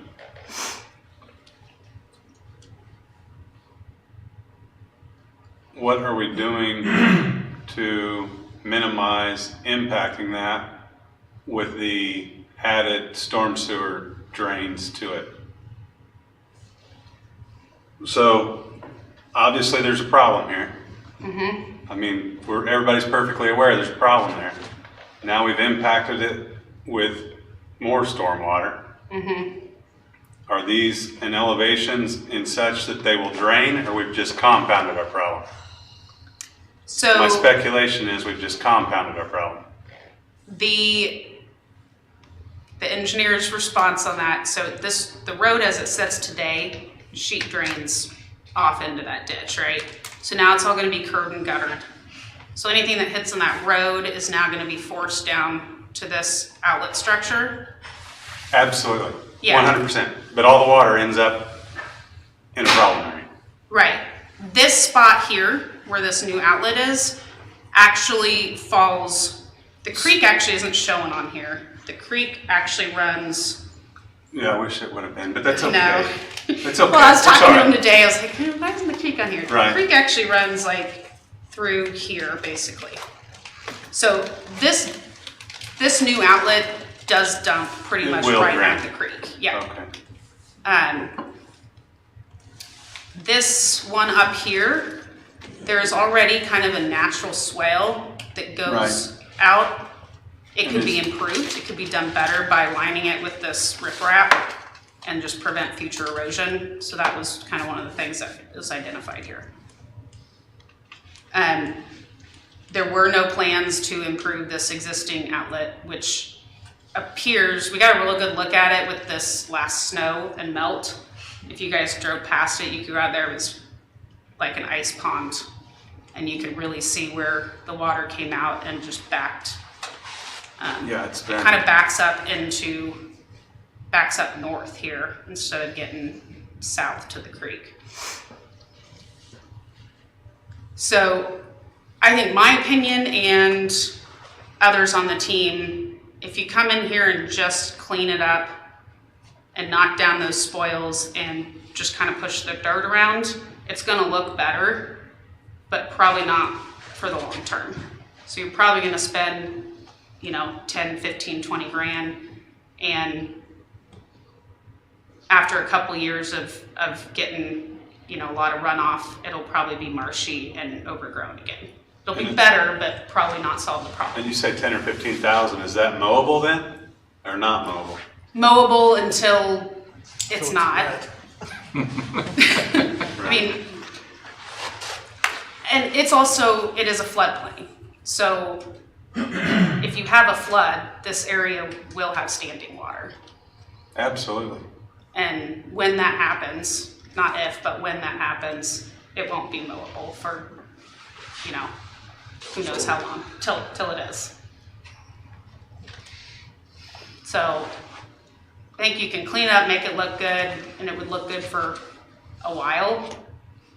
But without going the whole 50 to 75 more engineering option, I don't think it's solving the problem, or at least what has been identified as the concern with that area. It just doesn't seem like it's hardly a problem we're solving. Yeah. Seems to me like if, plant a bunch of trees on the south side of that road and don't look at it. It's not core to our mission. Don't we still have some Roundup? Mitch isn't here. Mitch doesn't want trees. We're tearing out trees. That bowl is not gonna educate one kid, and I struggle with. I would rather spend the money on a sidewalk or something like that on the I side. mean, I can't, I mean, it looks bad, but I think I think eventually we're gonna have additional parking, and so that is a possibility where some additional parking may need to be as the enrollment grows in the school potentially. So I don't wanna do something that's gonna ruin the possibility of being able to put parking in there in the future. But I'm not saying parking's the best choice now, but it could be in the future, and I don't wanna do something that's gonna be a waste of money now to destroy a possibility in the future or make it harder to do that in the future. Yeah. And I think anything you do now will pretty much be sunk costs if you decide to go with a parking lot in the future, because you'll just be kind of thrown that away. From an appearance standpoint, I mean, this is a personal opinion, but that road is gonna look so much nicer with all that new parking and the curb and the gutter. So sometimes you that in front of it, but again, this is open for discussion. It's not an action item tonight. I think it should be an action item possibly next month, because this work is going to get started over this summer, spring and summer. I had one other question in this drawing. So you show the curb and gutter running out through to Main Street there. Is that curb going to be a lay-down curb to where we can still access the parking lot over there? You're talking about right in here? Yeah. Corner. Yeah. This. Or is that full height curb and no more access over there? Or what is the function of that? I think you turn into it. Yeah, you can still turn into that parking lot. Right. I believe it's like a. It's gradual. Yeah, it's, like you drive into your driveway at home. Right. Yeah. Is that what you mean by lay down curb? Yeah. That's what I thought. Just making sure. Yeah, that's a major exit. Yeah, no, it did, I know it did not cut off that And then you access. got access to the on the other side of the city's skate park. Skateboard park, yeah. I don't think this drawing has the legend on it. I mean, would it be helpful? I mean, we don't have to take action right now, but kind of a feedback on whether I'm kind of. If you want to add I want that's it to be great. like I like the idea of it being somewhat mobile, but I don't really see the benefit of 15 or 20 grand or 80 grand right now until we figure out what we're doing long term. But I'm just trying to save you a little time down the road. But I don't know what or if board members want it as an action item next month. we can go that route and think on it for a while. But At its present condition, if we don't kind of smooth that out, it's not mobile, is it? That bank at all? I think it's pretty rough. Yeah, that's my understanding. Yeah, I mean, so Lauren, that's one thing to think about. Cosmetically, it needs some. I think there's certain Some parts of grading. it that are mowable, but the bottom kind of, this low area here, I don't think ever dries I out. don't know if you guys remember, but during football season, those weeds got extremely tall through there because we couldn't mow. Well, McCown will knock a bunch of those out, putting the new road in.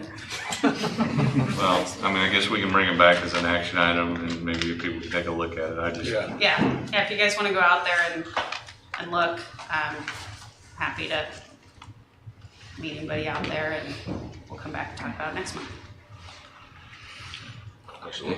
anything else, Aaron, or? No, pretty pictures, or not pretty pictures of demo, so I'm sure you guys saw that, but just in general, obviously the East Campus building's down and moving forward on West Campus, so. Are those lockers gonna be removed? No, not those. The only lockers that got removed are in the actual admin, administration corridor, but everything else outside of that secure corridor, or where their administrative offices are, is staying.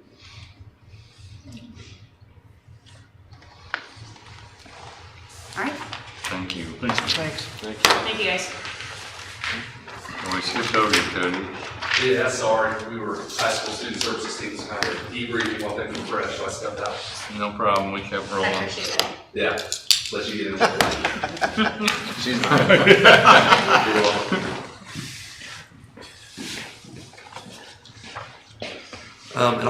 So in talking to Lauren this afternoon, it sounds like maybe not everything I turned in made it into the board packet. I think it was. Did it? Okay. Yeah. Okay. We got about 5 attachments. Yeah, Okay. it was all there. Okay, good, okay. So I threw a lot of things in there, just because I was able to meet with one of the sound engineers, from Daktronics, but we can get into that later if we want to. What I was asked to present on was, what additional costs there may be in this installation beyond just the purchase of the speaker. And so, one of the documents you should have should say main field and speaker installation costs. These items are numbered, and if you read at the bottom, that correlates back to the installation manual that was a part of the quote that we were referencing last time several times. I didn't address every single one of their line items, just simply because a lot of it, I guess we can hit on if you need, but some of it's like who's responsible for the damage of the landscape if there's any, or items like that. But in terms of installation costs, one thing that we talked about a lot last time was whether or not we'd need a permit, and so I addressed that. That's line item number 2. And we reached out to the city, and there will not be a permit needed for us to install this at the field. We talked about what it might cost to get the speakers that are currently up down, and I reached out to Wire Nuts, and I have a quote from them for $220 to come in and remove our current speaker system that isn't operational to full capacity. Light item number 25 starts getting into the actual foundation of the pole and what holds up the speaker. And so line item 25A talks about the actual digging of the hole, which is something our maintenance crew will handle. It calls for a 3 foot wide by 6 foot deep hole. In terms of the concrete, the cost there, I reached out to Geiger Readiness, and they have said that they will donate the concrete and the delivery of that concrete to us to pour the foundation for that structure. In terms of the steel itself, the pole to mount it on, and the bracket that it will mount to, the speaker system will mount to. So Bountiful Enterprises is who McCown Gordon is going through to provide the steel for us for our phase 3 here of our construction. So we reached out to them, and they gave us 2 quotes. One is to get the poles that they would ship us that meet the specifications to mount this are 21 feet long, and so with a 6 foot hole, we would be able to mount the speaker at 15 foot. For that pole would cost $1,260 to purchase. The benefit of going through Bountiful Enterprises is, as you can imagine, the shipping cost on something like this is high, but if we go through them, they will just ship it with the steel that McCown Gordon is already having delivered, so that'll save us any additional shipping or freight costs. So If we want to get this 20 foot in the air is one of the specs that Daktronics gives us, which after talking to their sound engineer, he said that 15 foot would be fine for our system, but or for our facility. If we wanted to get to 20 foot though, we'd have to buy 2 poles, have those manufactured together, and that would put the cost up to $1,950 if we wanted to get 20 foot off the ground. Going down to line item 29, in terms of the erection of this pole and everything to get it set up and get the speaker off the ground, that's something that Capital Electric has told us that they would donate their support to help us, their equipment that they have to get this up and set up. We've already had Capital Electric out to confirm our existing electric supply, and so we do have the supply that we need out of the back of the current scoreboard to power the system, so there won't be any additional costs there. 31, essentially, on terms of their installation costs, line item 31, has to do with just additional lines, the actual cost of any line to run to power. To power that, there's a potential, we put up to $500 of cost in lines there. That is something, to be honest, where at times Capital Electric might just say, hey, we have this, and they donate it to us, but we don't know right now if that would be the case, and so that's why we just put a potential cost there. One big cost is going to be the trenching and getting the fiber optic from the speaker to the press box. To rent that machinery for a week is going to be $750 for Mitch to rent that machinery and do that cost ourselves. And then McCown Gordon actually has the conduit for that they can donate to us that they have salvaged from our current construction. And so that cost would be negated by them donating that conduit. I know I kind of went quickly there through that, but I felt like those were the major things that we talked about the last time we met and discussed this. But if you guys have anything else that you want to ask about potential costs or anything off that line item sheet that Daktronics provides, I can answer that now. What happens to the 2 subwoofers underneath the stands? Is that? So that's something that we would have to decide what we want to do with. Again, a lot of that. So when we were talking about going with wire nuts, they at that point in time offered to buy some of that equipment back off of us. Obviously, they weren't giving us a lot for it, but they could potentially replace some of those drivers and reuse those speakers. So that could be an option that we explore. But what about the how much equipment in the booth or the press box is getting reused? If we go with Daktronics, none of it would be reused. Okay. For this setup anyways. I mean, I guess our tech department could look at it and say we could reuse it somewhere, but for the field, none of it would be reused. Yeah, because there's quite a bit of stuff some amount of stuff that was bought just in 2019. Right, so I reached out to Daktronics and asked them if there was a possibility of reusing any of that with their system, and they did not feel comfortable. If they were going to back their system, they want it to be their system. They don't want any outside products integrated with it, and so that was the answer I got from Daktronics. Okay.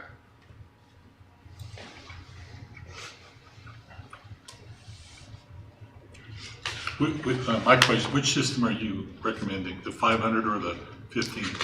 Well, so that maybe is an additional conversation that we could have, and to be honest with you, we are kind of we're in a middle ground between their 2 systems. And speaking with their sales rep who has had these systems installed in multiple field facilities, he believes the 500 would serve the purposes that we need.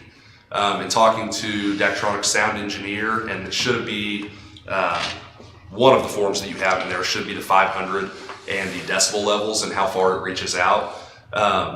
So that graph is operating at 100% capacity.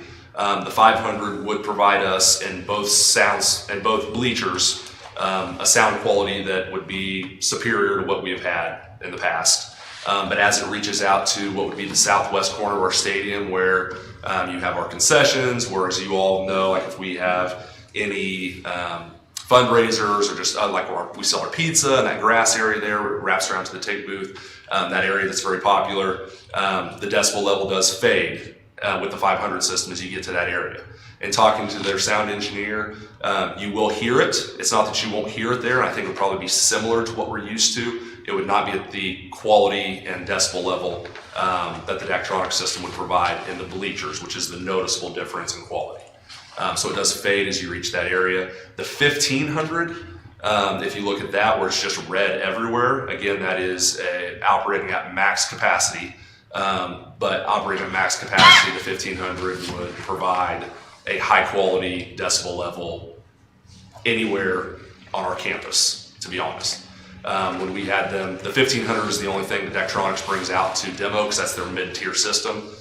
When they had it out at our facility and we're demoing it, they had it down by the scoreboard, kind of pulled in with fire truck parks, and we were powering it there and playing it there. They could hear it clearly at the entrance to the West Campus.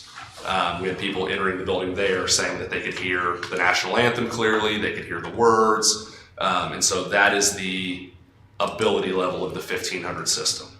And so the 1500, in all honesty, is a little bit of overkill for our facility. The 500, the decibel levels, as you get to our concession stand area, would not be the same quality levels they would be in the bleachers. Which again, I think is probably in that area going to be similar to what we're used to, but not the high quality that we're talking about with the Daktronics system. And so getting back to your question, Lauren, and which one I recommend, those are the two options, and I think the board has a decision to make if we go with Daktronics, which one they would prefer. What one did you hear? I mean, we had 1500 tried here, but did we hear a 500 at a field? We did. So we actually, Daktronics took us to two facilities in the Kansas City public school system. One had the 500, one had the 1500. The 500, so it was a different setup than ours because this facility did not have a visiting set of bleachers. And so everybody sits on the home side. They had their scoreboard, a video board, and the 500 set up right behind where the visiting team would be. So our visiting bleachers are coming across the field. Mitch and I did walk to the far corners of that facility. Up beyond where the people sit and stand to get to the corners of just the fenced in area. And you could start to hear a drop in the decibel level. Again, it was still a noticeable difference, I would say, than what we were used to, but you could tell that it was dropping off. Did you have to run it at the full level the whole time? No. So that's one thing that Daktronics tells us is that most fields, so like Washburn University is one place at their football stadium they have 1500, and they usually run it at about 55% capacity on game day. But what about the 500, like these schools? I mean, are you maxing it out all the time, or? The 500 we would be running close to near capacity, I think, to get the desired sound level that we want, which again is within its potential operating capacity, but naturally I think they don't have any statistics or analytics to it, but as we could all imagine, if you're running a piece of equipment at its near max capacity, it would probably wear out sooner than a piece of equipment being ran at 50% capacity. In the 500 chart, it shows the speaker at 40 feet away from basically the back of the end zone. Correct. If we're putting it over by the scoreboard, is that more than 40 feet? Because it looks like it might be to me. It would be, and I don't think we would. So with the 500, I think we would have to go right off the track at the north end, kind of at the apex of the curve, and mount it there. The 500, that system, after talking to their sound engineer, essentially has two directional components to it. One would go to your visiting bleacher, one would go to your home bleachers, and it's best if that cone is set up with the audio as perpendicular to the field as possible. And so we would want that at the top of the field, set up in that position to optimize that sound. The 1500 we could set wherever we want and it would be fine. But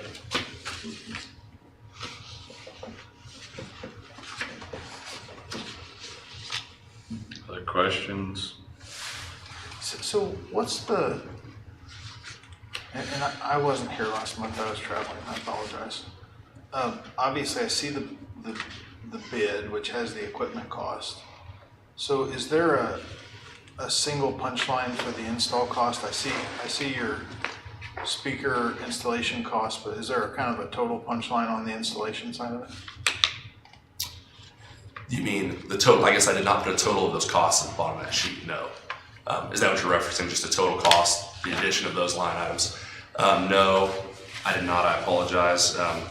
No, I mean, we can add it up, but it seems like, it's like less than $4,000. It's 3420 if you go with the tall up pole. Okay, I'm sorry, what did you say it was? 3420. 3420, if we go 20 foot, yeah.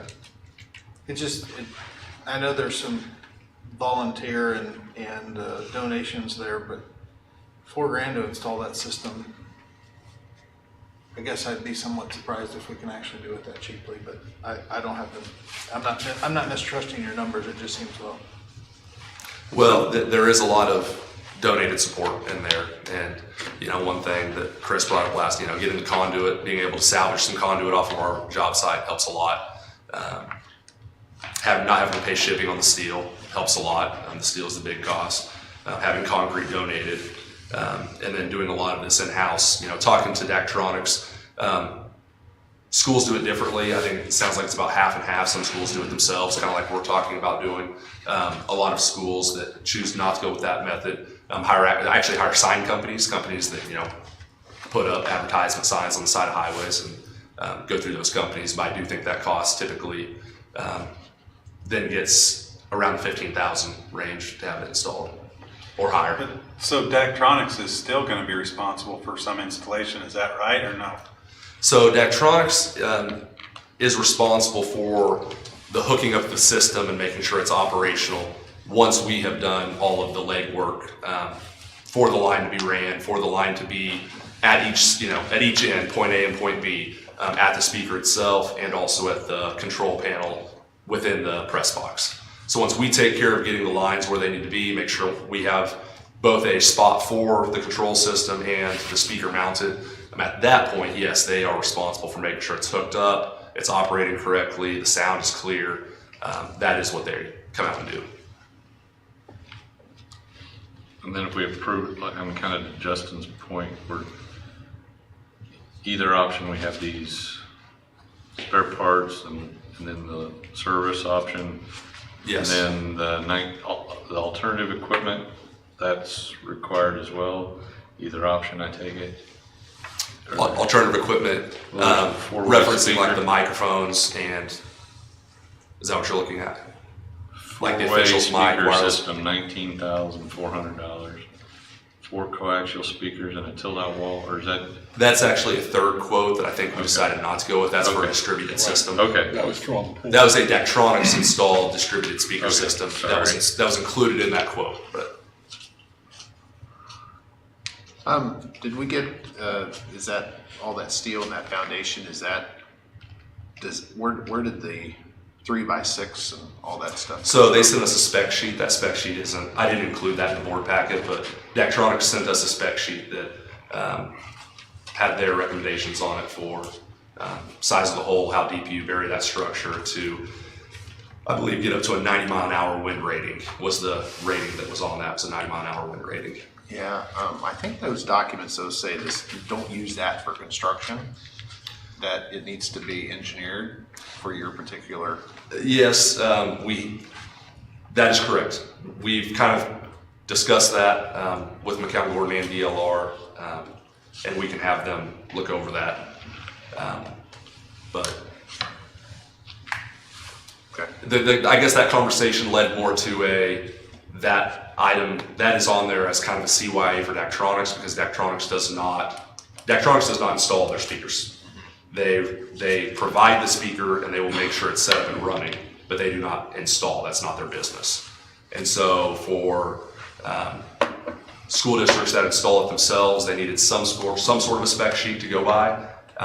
And so that's what that sheet is, but I think that they put on there as kind of you can't sue us if something happens.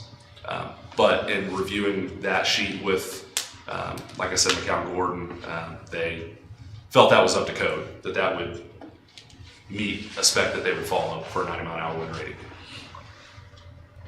We've got some 90s. More than that. Any other questions? Or we can move through the agenda and then act on this, or Anyone? One last question for me. Remind me what the warranty was on the Dactonics. It's pretty low, right? So, in talking to their sales rep, he said that their equipment has a lifespan of 10 to 15 years. But a warranty of 1 year, yeah, right. So I guess I didn't know which direction we're going, but 10 to 15 years is the lifespan, warranty is 1 year. Is there an option for extended warranties? I believe that is one of the line items where you can purchase that. Looks like a 1 year warranty. It looks like it's just labor though. Thought. That's something, sorry, if that wasn't included in that line item, I could ask. I could reach out to Dactronics and see if that's an option. When you talk about sound levels, the information I saw online was that whatever the sound level, ambient sound level, you want your speaker system to be about 6 to 10 decibels higher than that. Okay. That I don't know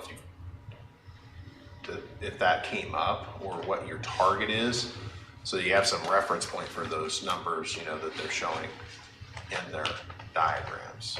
Did that come up in the discussion? No, I mean, I just met with one of their sound engineers, and I believe the number he shot me, he said about 80 decibels is typically what they want in their, in the bleachers. That's the sound level that they shoot for.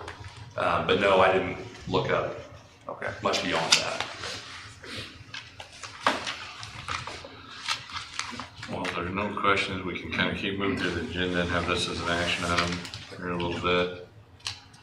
Thank you, Cody. Thanks, guys. Digging and Thank you. if you don't mind sticking around in case there's other questions. All right, with that, we move to the sorry, I'm getting lost in my papers. Move to the consent agenda. Is there a motion to approve the consent agenda?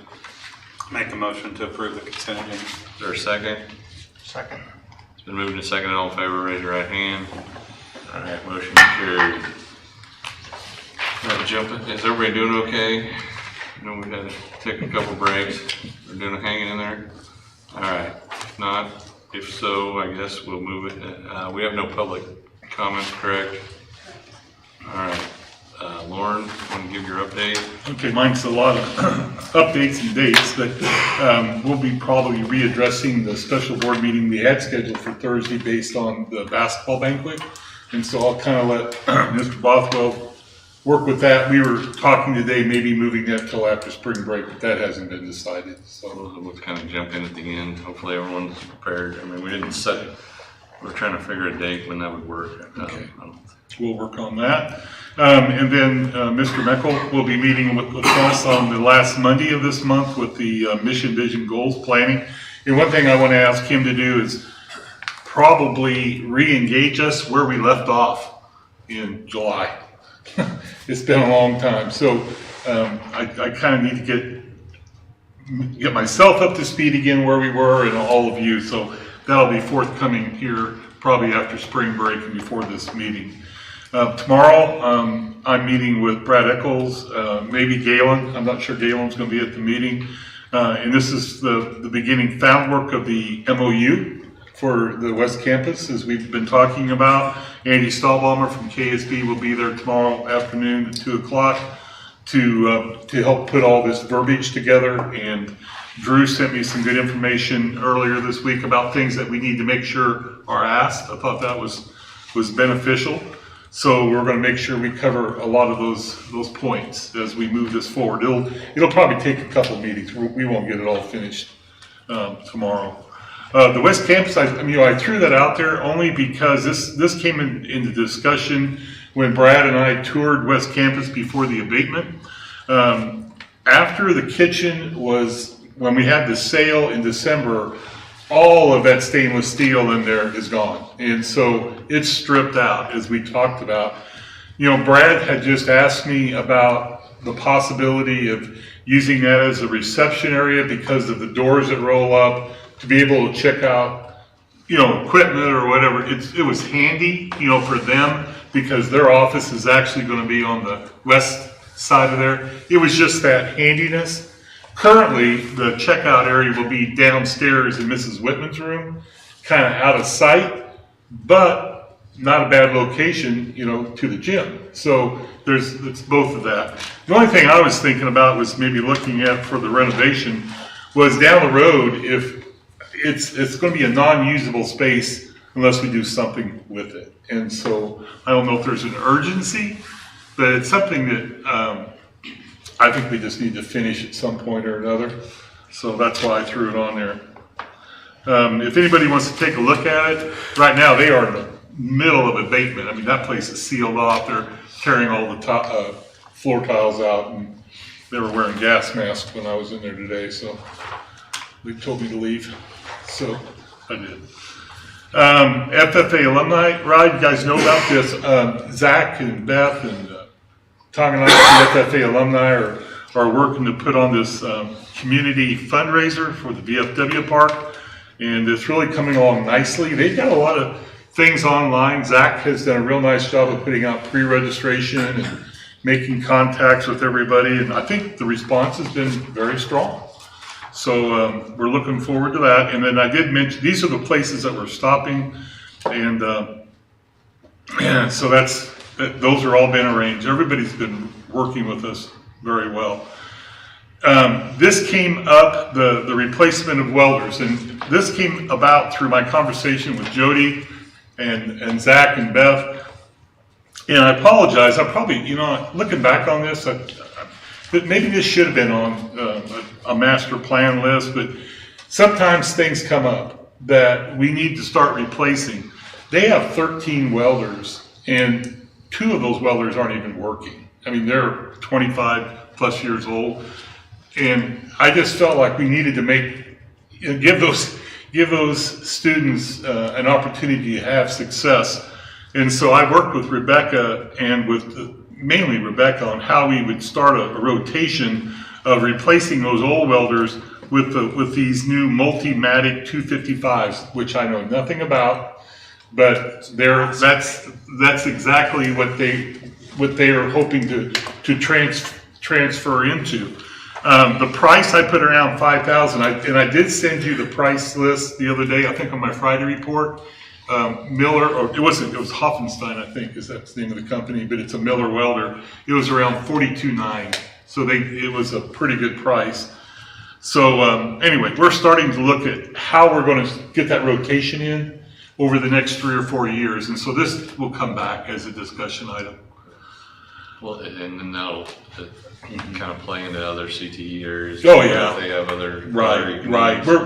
We just have to do a lot of study of what their needs are, and we know some of it's renovation and furniture. They're expanding their programs, you know, with big animals and the lab spaces that they need are down the road. You know, small engine has taken off already. About a fourth of the maintenance shop on the west end is already being used for a small engine. They probably have 20 engines in there, spread out. They just put a tarp in there, so there's no permanent wall, but they're in there every day.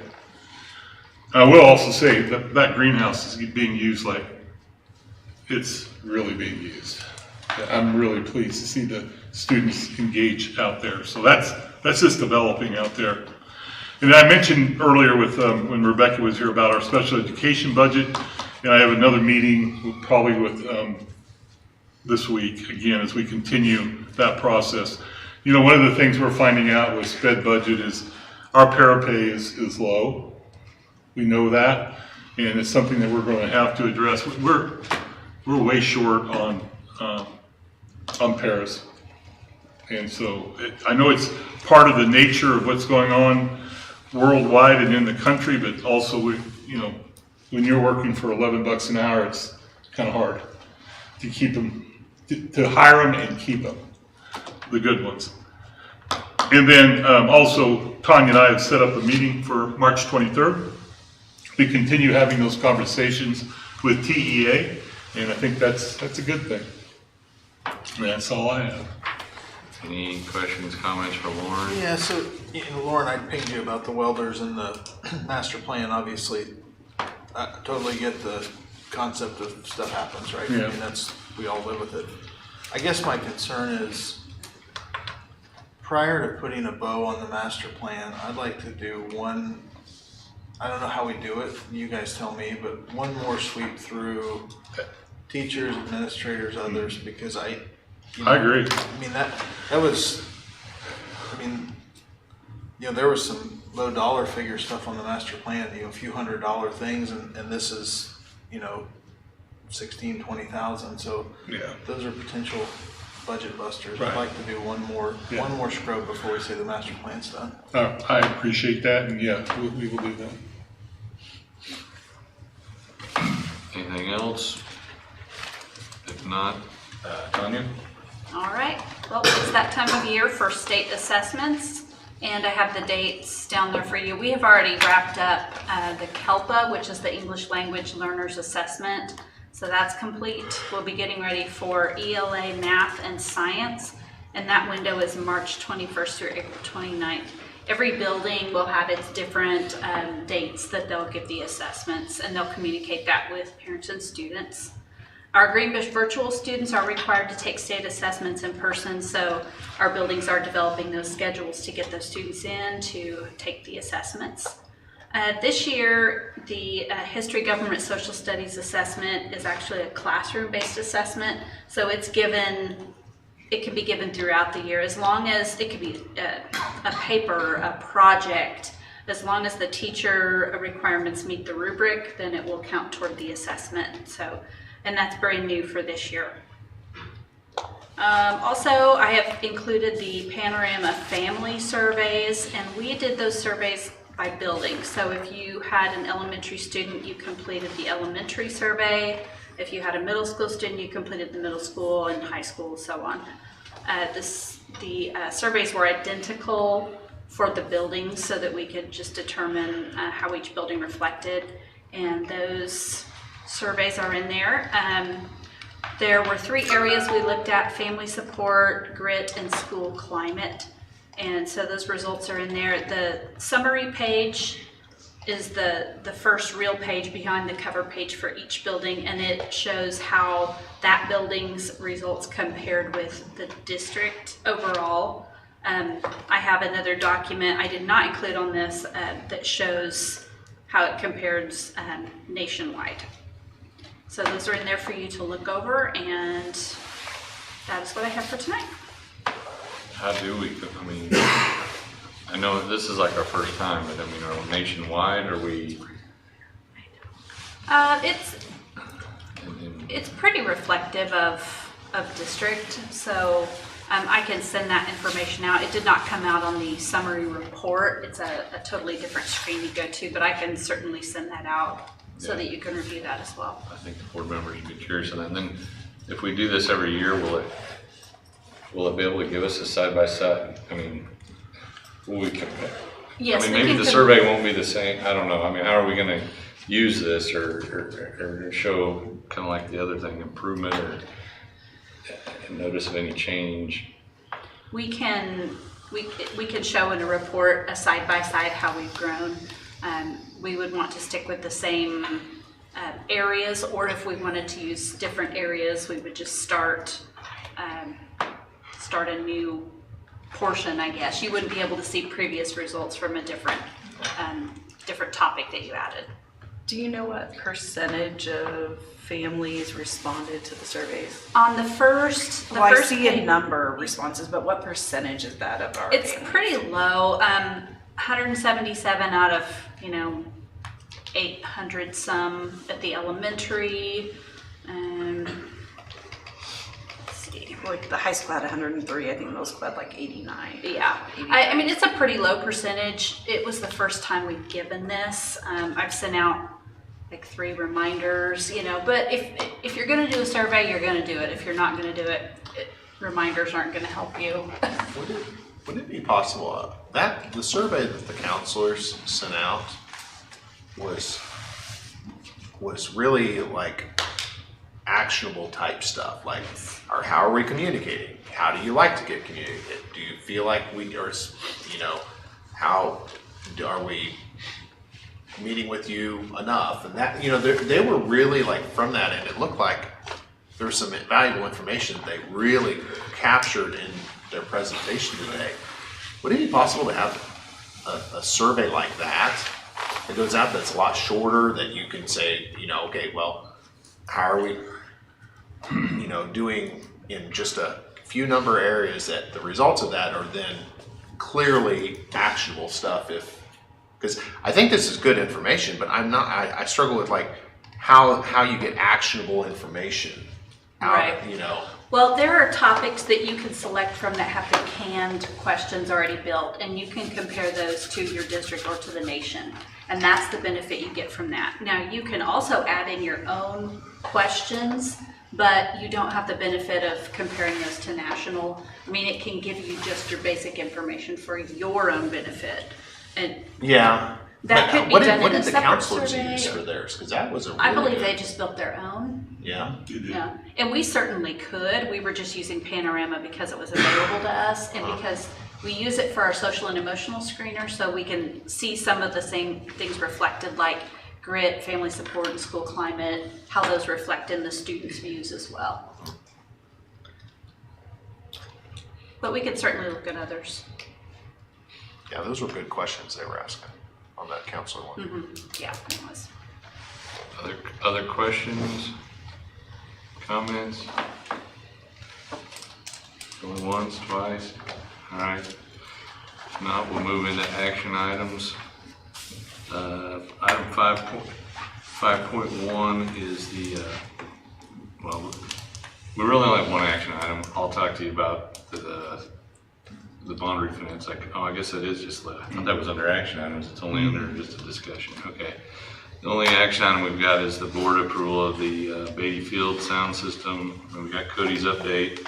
If there's any other comments, questions, or a motion on the table, I know it was, we got 7 this time, so, you know, we won't deadlock.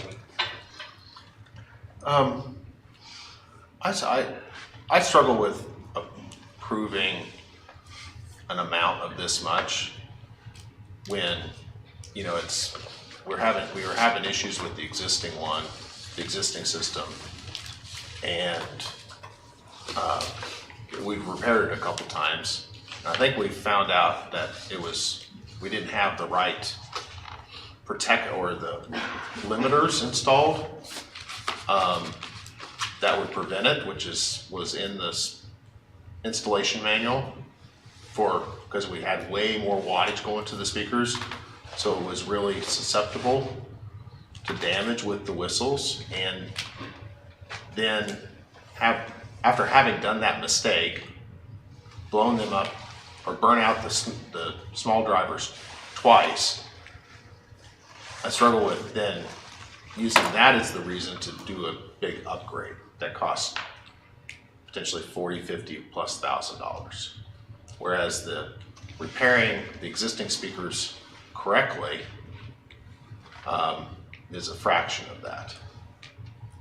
Now, knowing now what it was causing it in the first place.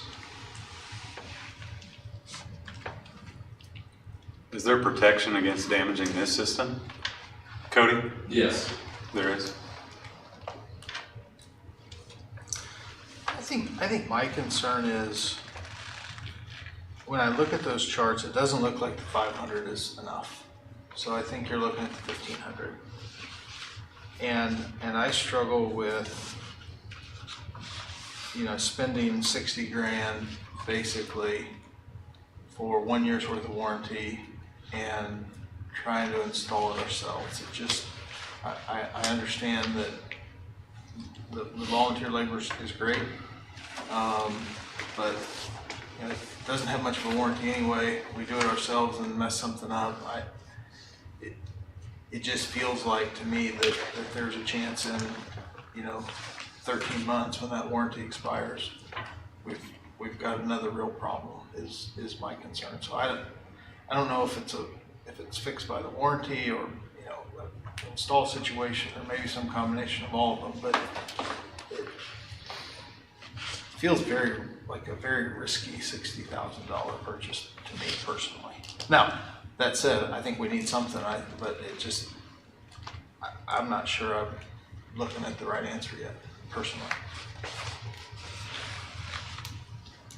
Any other comments, feedback? I mean, I guess I'd entertain a motion one way or the other on Well, what would be the other?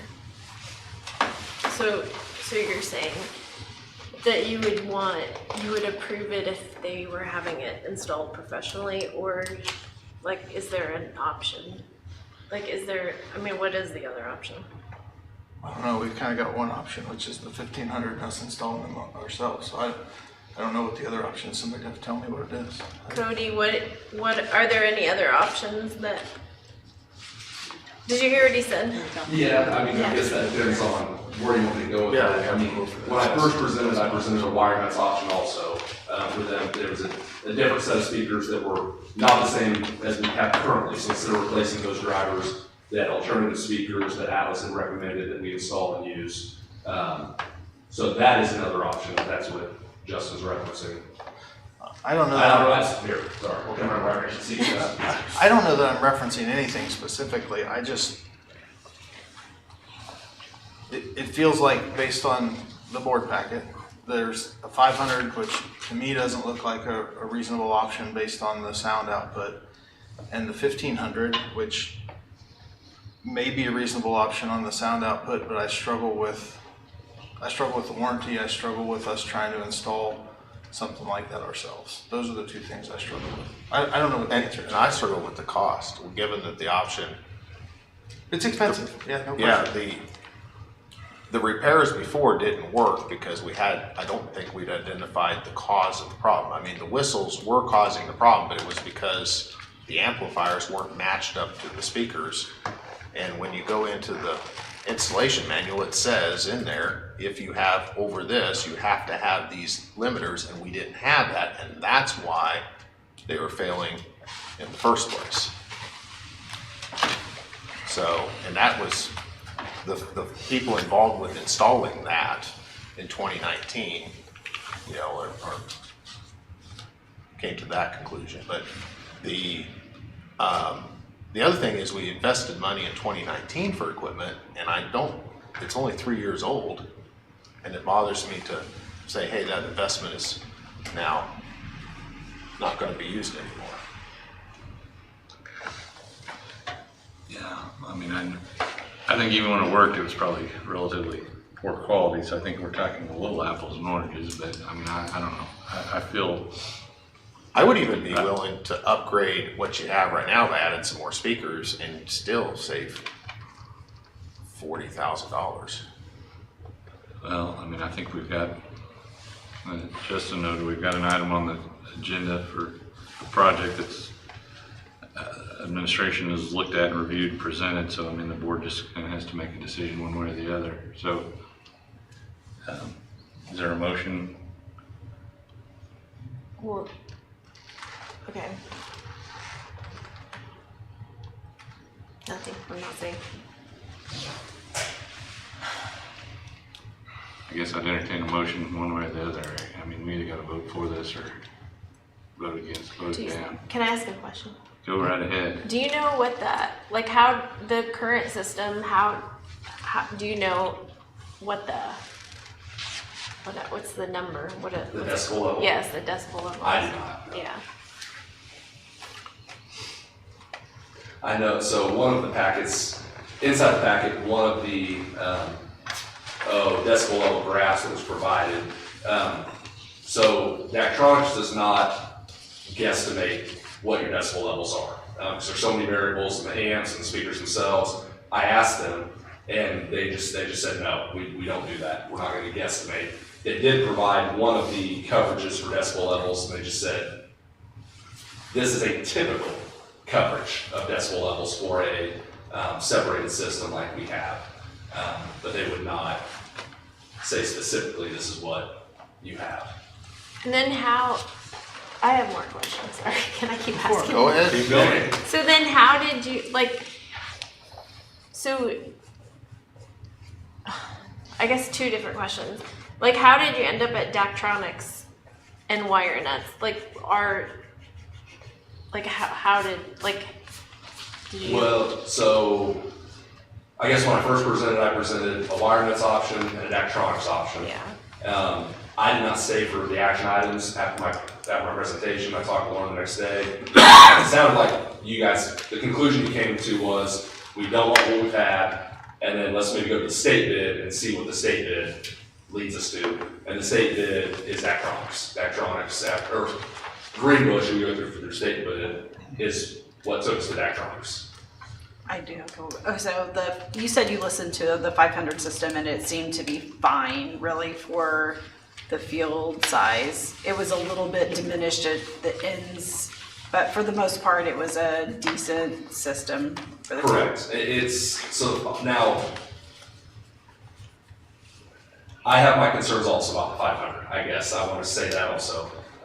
But yes, and the setup would not be the same as what our setup would be, but I think in the bleachers, it would still be a much higher quality sound than what we were used to, or what we have had. But then, like I said, the southwest corner of the field, we would probably not have that same quality with the 500 system. But yes, it is still an apples and oranges comparison. We're talking about even 500 compared to what we've had. And the 1-year warranty, so the system, the people that you've gone to look at, Yeah. how long have they had those systems? So I believe Oak Park only had their system 2 or 3 years. So they did not have the longevity. And they were of happy with the 500. system? They loved the 500. One of the things they've had to deal with is actually a noise complaint from surrounding So, communities. and it's a which is whole 500, other- it's a 500 on a football field, just That's like a ours 500 on a football field. at Oak Park, Yes, at Oak Park High School. Is that the one which that would have comes? bigger state, would actually have more seating. Is the one that is that the one that comes across from the other side of the field? That is the one that comes across from the other Yeah, side. that's a lot shorter distance. So I looked online at design guides for stadiums and or like sound systems, and generally it's like 6 to 10 decibels higher. And I was like, well, I don't know what 80 even sounds like. So at church on Sunday, I was just measuring the sound levels, and it was like, well, it's 65 to 70 during the sermon. And it's not a rambunctious church. So I was like, well, shoot, if it's 65 to 70 in a sermon, 80 is right at where you would be. And I'm like, I can't imagine that the football stands aren't louder than that. And, there's a lot of difference between 6 and 10, but even then, that's what makes me real nervous is their numbers say 80 and it's a lot closer and we'd be pushing it further back. And at that point in time, then you're talking maybe low 70s, pretty low over there by the concession area. Yes, there would be some issues over there. Now, when I talked to their sound engineer, they said for every 5 to 6 decibel levels, you are talking double the sound. So 5 or 6 decibels is a lot. Yeah, that's why in terms of 6 to an 10 increase. is a big. But that decrease also exists over by our concessions. I think I asked this question the last time, maybe. Our system is unoperable, does not work. There are several speakers that do not work because the driver's completely blown. We have a couple that still do produce sound.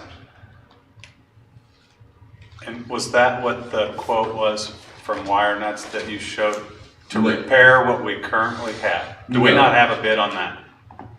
We do not have a bid on that because it was my impression that that's not the route we wanted to go because this is now the second time in 3.5, 4 years that we're replacing or having an issue with that system. Well, the bid that we have from WireNuts. The sound wasn't even good from those systems even, like when that was put in, I never even thought the sound was very good from those systems. Right, it's not amazing. The bid we have from WireNuts was for new speakers that the way Kelly described it to me, he said they're tanks that come highly recommended by Atlas and they have limiters on them, so we wouldn't have the issue that we've had currently. Kelly did not go into the decibel level with me, and so I don't have that information from him. So I can't speak to that on that system, but they were supposed to be an increased, new improved speaker system. We don't have as many speakers, because a lot of times what you'll have is full range speakers. I've done a lot of reading on this. Full range speakers, we're kind of similar to it, but then you also have near field speakers coming right off the press box because that's nearby, and to get sound over there, you got to blast the people that are too close to the speaker. So they end up putting, for a field like we have 5 speakers, and that includes 2 that are shooting over to the visitors. Correct. Whereas stadiums our size would have 5 to 6 or maybe 7 just for the home stands and then 2. So we have a lot less speakers than a typical, from all the white papers and everything I looked at, than a lot of other stadiums our size. So that may be playing into some of that. The issues. Yeah, now we also have the 2 subs that then set underneath the stands. I have a question about having it professionally installed, so the only part, because all of those donations are from professional company, right? So the only part that we're doing ourselves is digging a hole and. My concern is not about, my concern is more at a macro level. So we've got between a $40,000 and $55,000 system with a 1-year warranty that we've tried to install ourselves. It feels like we're going to be sitting here about 13 months from now trying to say, well, Dactonics wants to charge us a bunch of money, or we have to have somebody local try to work on a Dactonic system that maybe they're not that familiar with. I don't have the answer. It just, this one feels very risky to me, and it's a lot of money. But I don't know. I'm not an AV guy. I don't know. No, I was just trying to figure out what the solution to that was. Like if there was, because if you have a sign company typically puts it in, then, right? Because that's what they said, right? That the sign company normally puts it in. So does that satisfy the concern or not? I don't know. This is not my profession. I just know it doesn't feel good right now. That's all I know. So, yeah, I mean, I think we all want something better. I guess. I mean, I supported this because I kind of thought the 500 was going to get us to what we need, but I mean, it seems like we really, to do it right, you need to do the 1500. And I guess everybody has their point, kind of has their price point, but you start getting north of 50 grand, this is making me a little more nervous, I guess, than I was when I envisioned this from the beginning. I mean, I know we've done a lot of work on it. so if we don't pass this, then what's the then where? Then where do you go? What's the? Do you in the Bernie research said for the state bid? I mean, well, they're not going to come back with anything other than what we've already. I mean, there are other companies that we can go to. We can just say It's not state bid. It's not state bid. Because that was a big issue that we wanted to make sure we had the state bid. I just feel like we're putting Cody on a rabbit chase here. Yeah, there's some of that, but it's also, we discovered more information as we went. Like after that first meeting, we discovered that the 500 may not be good enough. We discovered that it needs to be installed 15 feet to 20 feet. We discovered that the reason why our existing speakers are failing, we discovered that we actually have to install it all, because I don't know that was very clear in that first meeting. So there's been a lot of discovery as we've been going, which has but what's that discovery leading to now? Because now we're just back where we started again, it feels like. Well, for me, it's okay, well now that, because the big concern I had was we're blowing speakers, and so the repairing of the existing is, to me, a more feasible option, knowing now why they were. Is that improving our sound? But they didn't even sound good from the beginning. Okay, then I don't necessarily disagree with that, but I think that there's probably options to where you can upgrade what we have, keep the investment that we made in 2019, make it better, and have the clarity that we were, improve the clarity of it. So can we, is there a market for what we have that we purchased in 2019 to recoup some of that cost that then could be applied towards the purchase of a newer and better system? I'm sure there is, but I'm guessing it's relatively minimal once you have any of that kind of stuff. I mean, Kelly put some value in there and it was Minimal. Yeah, and to be honest, I think they were doing us a favor, buying us back, but. I think the other thing too, on the state bid, me personally, I don't care whether state bid or not. I think we need competitive bids, whatever avenue leads us down the path of competitive bids, whether it's state bid is irrelevant to me.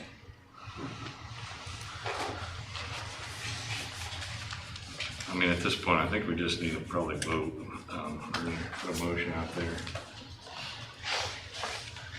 We've been here a long time, either that or I'm gonna just say it dies for lack of action. So do we need a motion to not do it, or do we need to just table it if we're not ready to do something? But then if we table it, then what happens? Like, I feel like before I vote, or, I guess if it's tabled, I'm not voting, right? But I just, like, then what? Like, what are we looking for? Does everybody agree that we do need some upgrade from what we have? I think then you're looking at if a cost-effective option to utilize what we have, add to it, and work with professionals that are on the design side with it to give a recommendation for what we would need, because we have some good equipment, some high-quality stuff. Even replace the drivers. There's just, from what I've seen, not enough speakers, and even the ones that are shooting over to the visitors are 12-inch speakers, and recommended is 15 for that. So I think that there's some upgrade options. I'm not sure that we have the right equipment to even work with at this point. Like, I guess I'm not convinced that the equipment that we currently have is something that we should waste the time and money into at this point. So is Daktronics the only company that has been here and solicited our business? Besides wire nuts, where you went into that, and I'm not going to get into that. I don't think it's our place to say Kelly's a AV expert. Right. So no one has necessarily solicited our business, I guess. Daktronics is one of the top companies that installs. We've not seen or heard anybody else's equipment. Well, no, at this point. There is one other company that I know works with some other schools in our league that would be a possibility. I kind of feel like we're at that point, so I'm just going to bring that up. There's another company out of Topeka called Sound Guys that I know. I think Forrest has some familiarity with them. I guess my question is, like the turf guys, we had local guys. Well, hey, guess what? We found somebody that done us a better job. I know the bleacher company's the same way. There's probably local guys, but there's people that go on this circuit. Right. And the optics of you just presenting me Daktronics, then we say, okay, send it off to state bid. Well, miraculously, it's Daktronics again. The optics of that's poor. You and I had a side discussion to help me understand that maybe there was more bids than just Daktronics, and I appreciate that. Yeah. But the optics are poor. So I just want to clarify that on the record, that there was other bids involved with state bid to circle us back to Daktronics. For me? So Just for the district in general, if we vote on this and approve this. I guess I'm not 100%. So you asked me to go to Lauren and I get the state bid. Greenbush collects those. We don't collect those personally. Greenbush does. Correct. Right.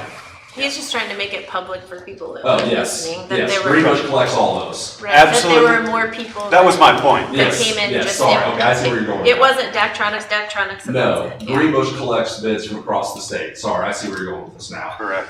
So yes, we did not personally collect those, but Greenbush provides that service for schools across the state.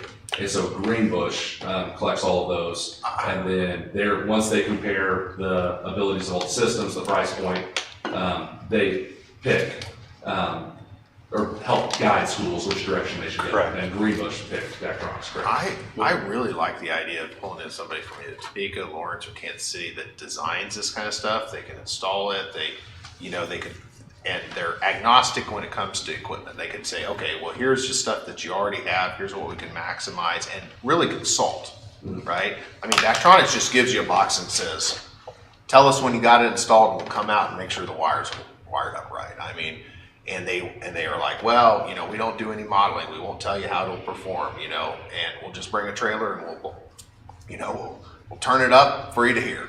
But I really like that, bringing in somebody, because then it's like, okay, well, we evaluated what we have. We, had somebody really spend some time to pull together a recommendation based upon our facility and what we have now and where we want to get, even if it's like, well, shoot, you could install this right now, it's better than what you have, and then it allows you some options in the future to add some more capability. You can put stuff over at the track or do something like that. I think I like that idea. I think the other thing related to the Daktronics stuff, anything that we could do to feel more comfortable. So let's say we all agree it's the Cadillac. I don't know if it is or not, but feel more comfortable that it stays the Cadillac, right? So are we sure Daktronics doesn't have a list of certified installers that I know they don't do it themselves, but do they have a list of certified installers? Is there an option to buy an extended warranty? Is there some examples of here's the kind of stuff that goes wrong and here's what it might cost to fix it? Because like I said, to me it feels like potential significant down the road cost with very limited warranty. So I think that'd be the other data point that would mean something to me. And I think just to be cognizant of the time that Cody and Lauren and others have put into this, I'd be glad to, if it's helpful, I'd be glad to, start a board committee to help with it so that we don't send anybody on wild goose chases. Well, what I'm hearing is, I'm hearing a lot of different thoughts and opinions. I mean, I guess at this point, I'd probably just recommend we take, I hate the idea of a table, but I think we all agree that it needs fixed, but I don't know if the dollar point is within appetite. But anyway, I don't really want to be I'm trying to run the meeting but not be the one making the actions. So I'd entertain something from the board members. I'd move that we table item 5.1 for the time being. Is there a second? I would second that. All in favor, please raise your right hand.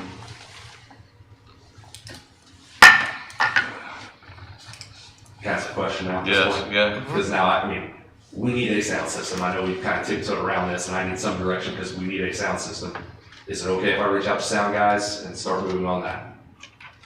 Or do you want me to work more with Wireless and Atlas? Or, because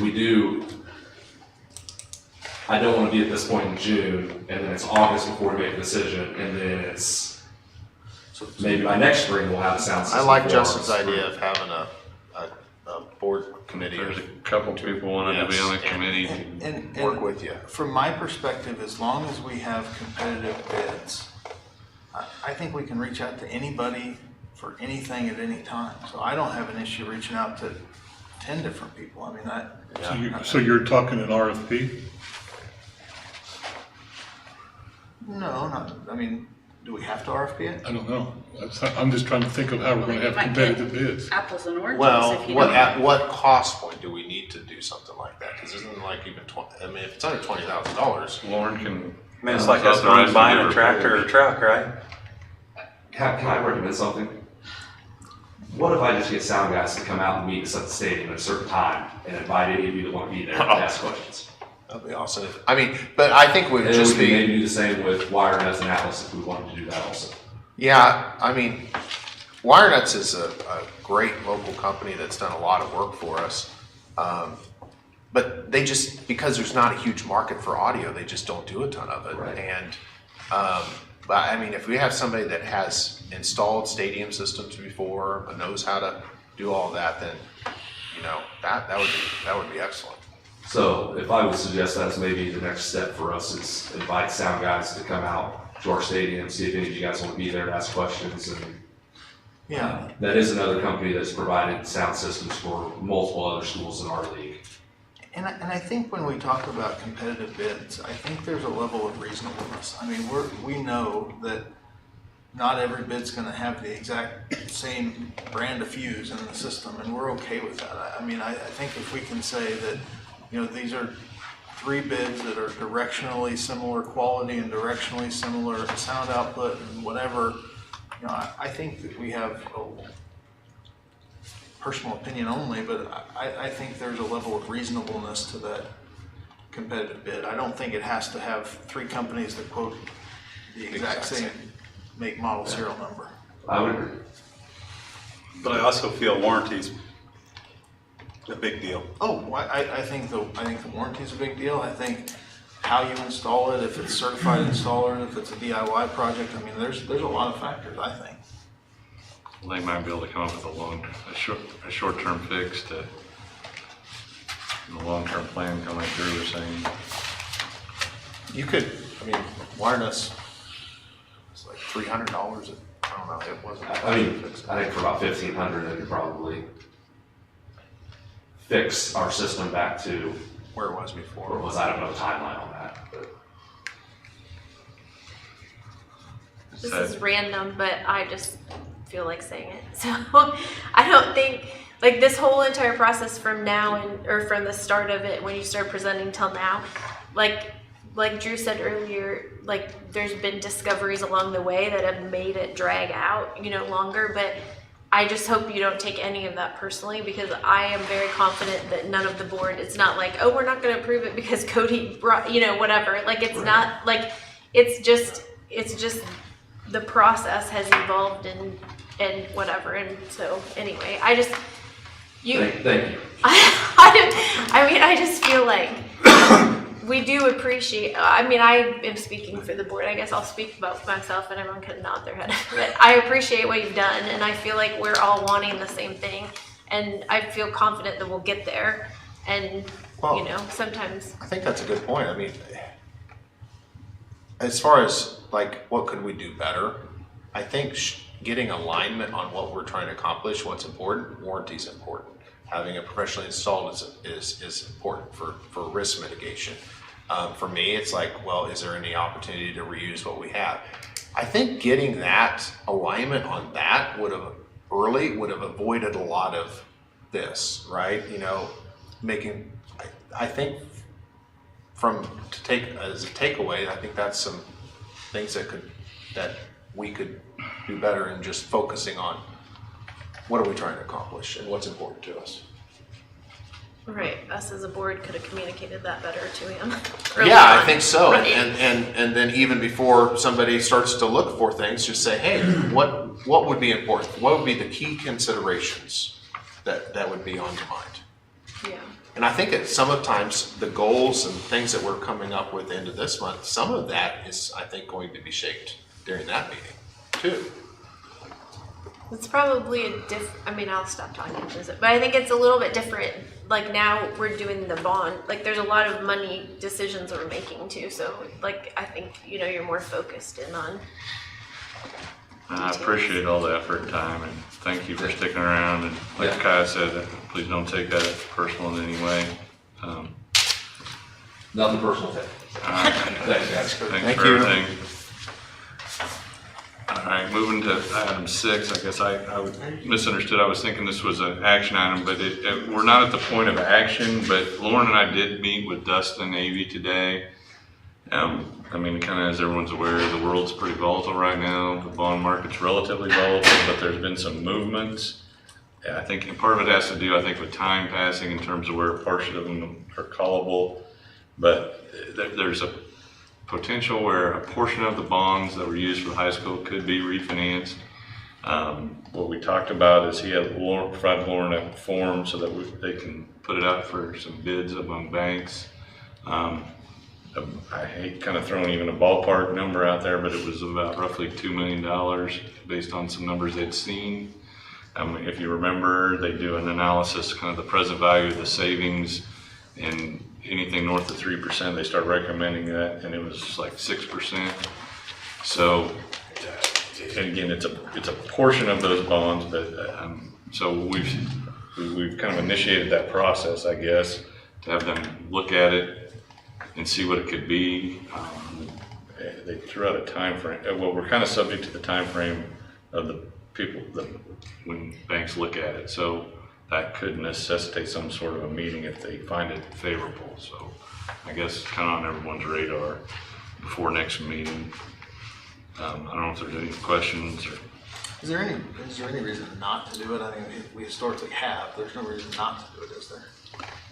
I mean, I guess unless you wanted to gamble that it was going to get even better. I mean, I think they've just been monitoring for a while to think, it's worth our while. I think all that savings is net of what any fees and cost to them, so. I think he wants to come back at our next board meeting Yeah. and present with an action item. I mean, that's what we're hopeful for, is that the next meeting would be action item. There was a potential on the calendar he had where it could even maybe require an earlier meeting, depending on the time frame. But a lot depends on actions outside of all of our control with the market. But anyway, there's some positive developments there. So that was kind of a lengthy update. I